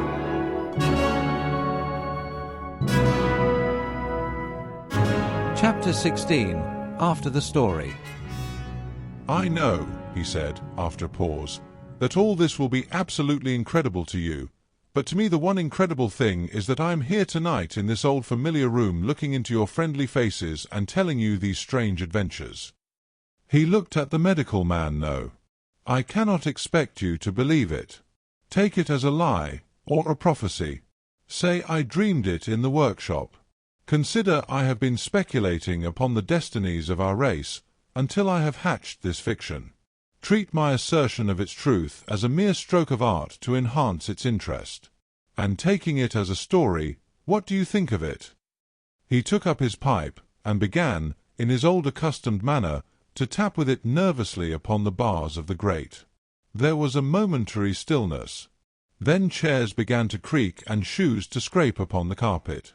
I took my eyes off the time-traveller's face, and looked round at his audience. They were in the dark, and little spots of colour swam before them. The medical man seemed absorbed in the contemplation of our host. The editor was looking hard at the end of his cigar, the sixth. The journalist fumbled for his watch.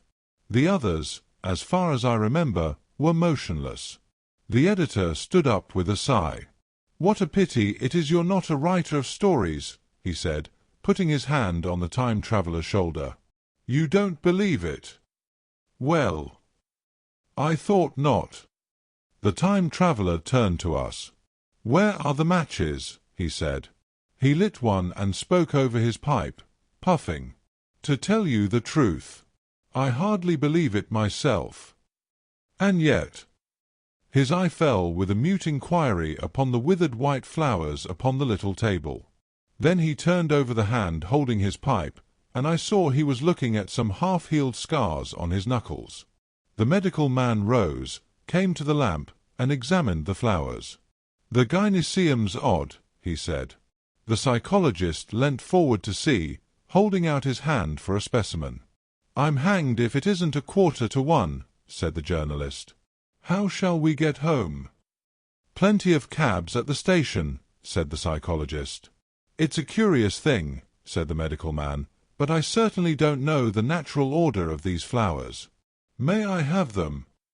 The time-traveller hesitated. Then suddenly, "Certainly not."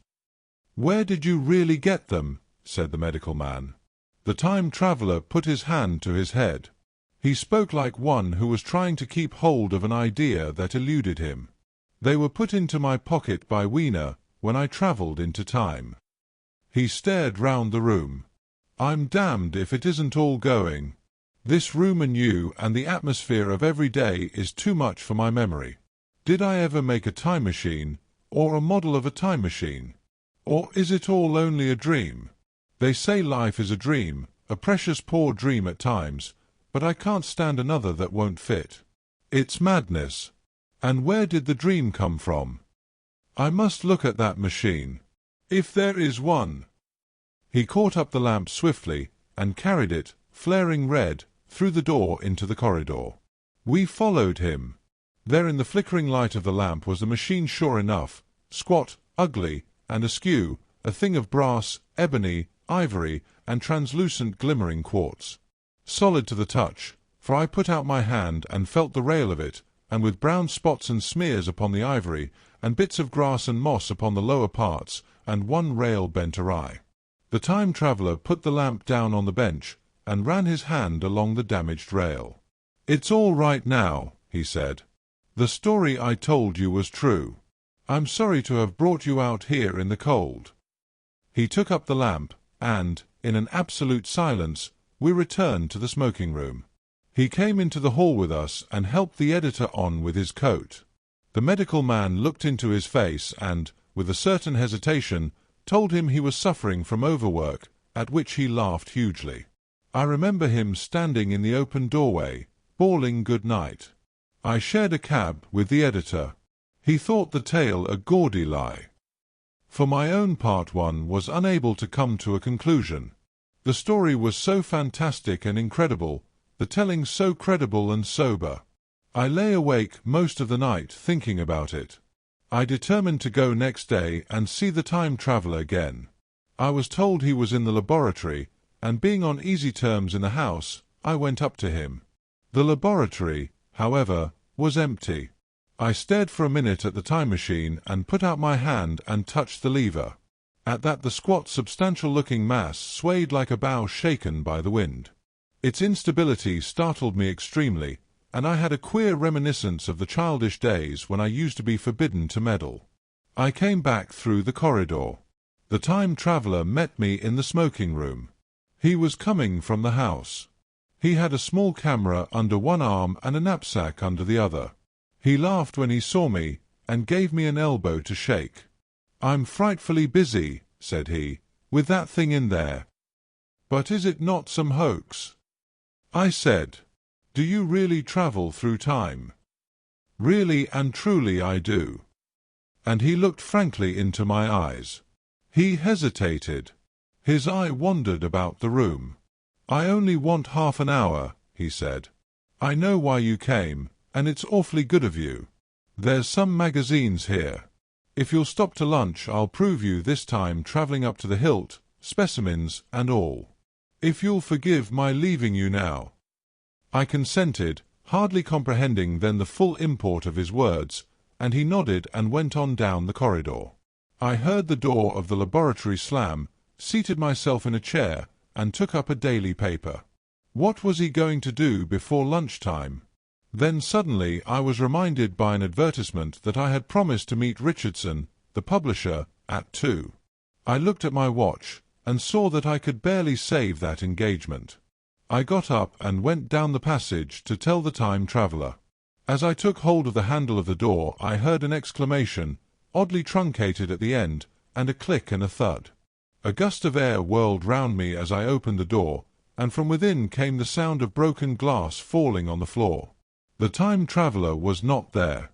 I seemed to see a ghostly, indistinct figure sitting in a whirling mass of blackened brass for a moment, a figure so transparent that the bench behind with its sheets of drawings was absolutely distinct, but this phantasm vanished as I rubbed my eyes.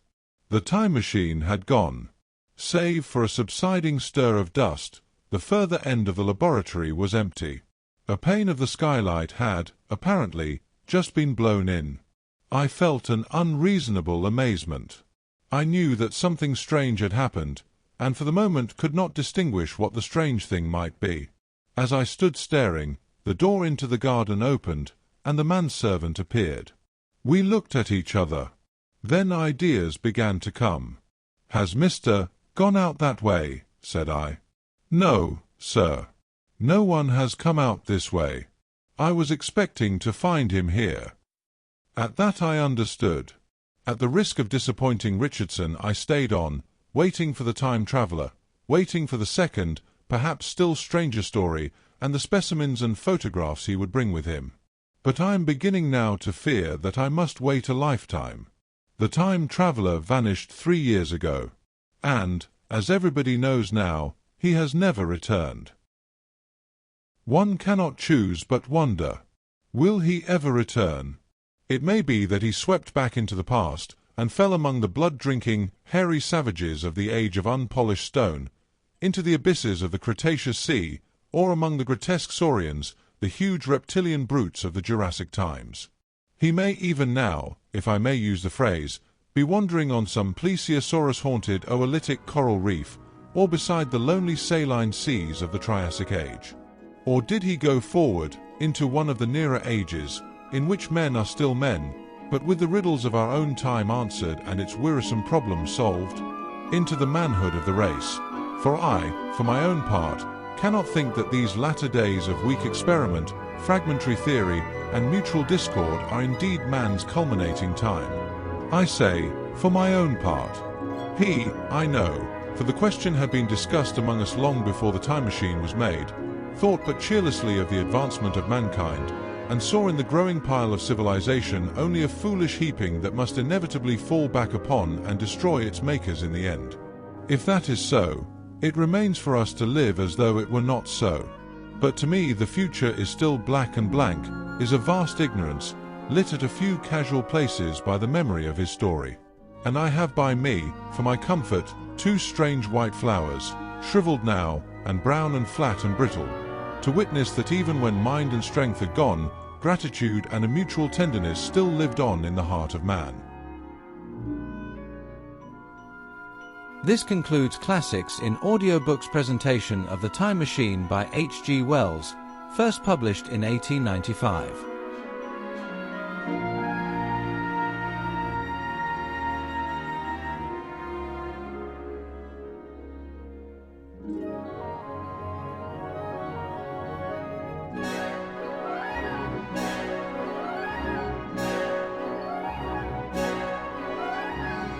If you have enjoyed this audiobook, please consider supporting the channel in one or more of the following ways.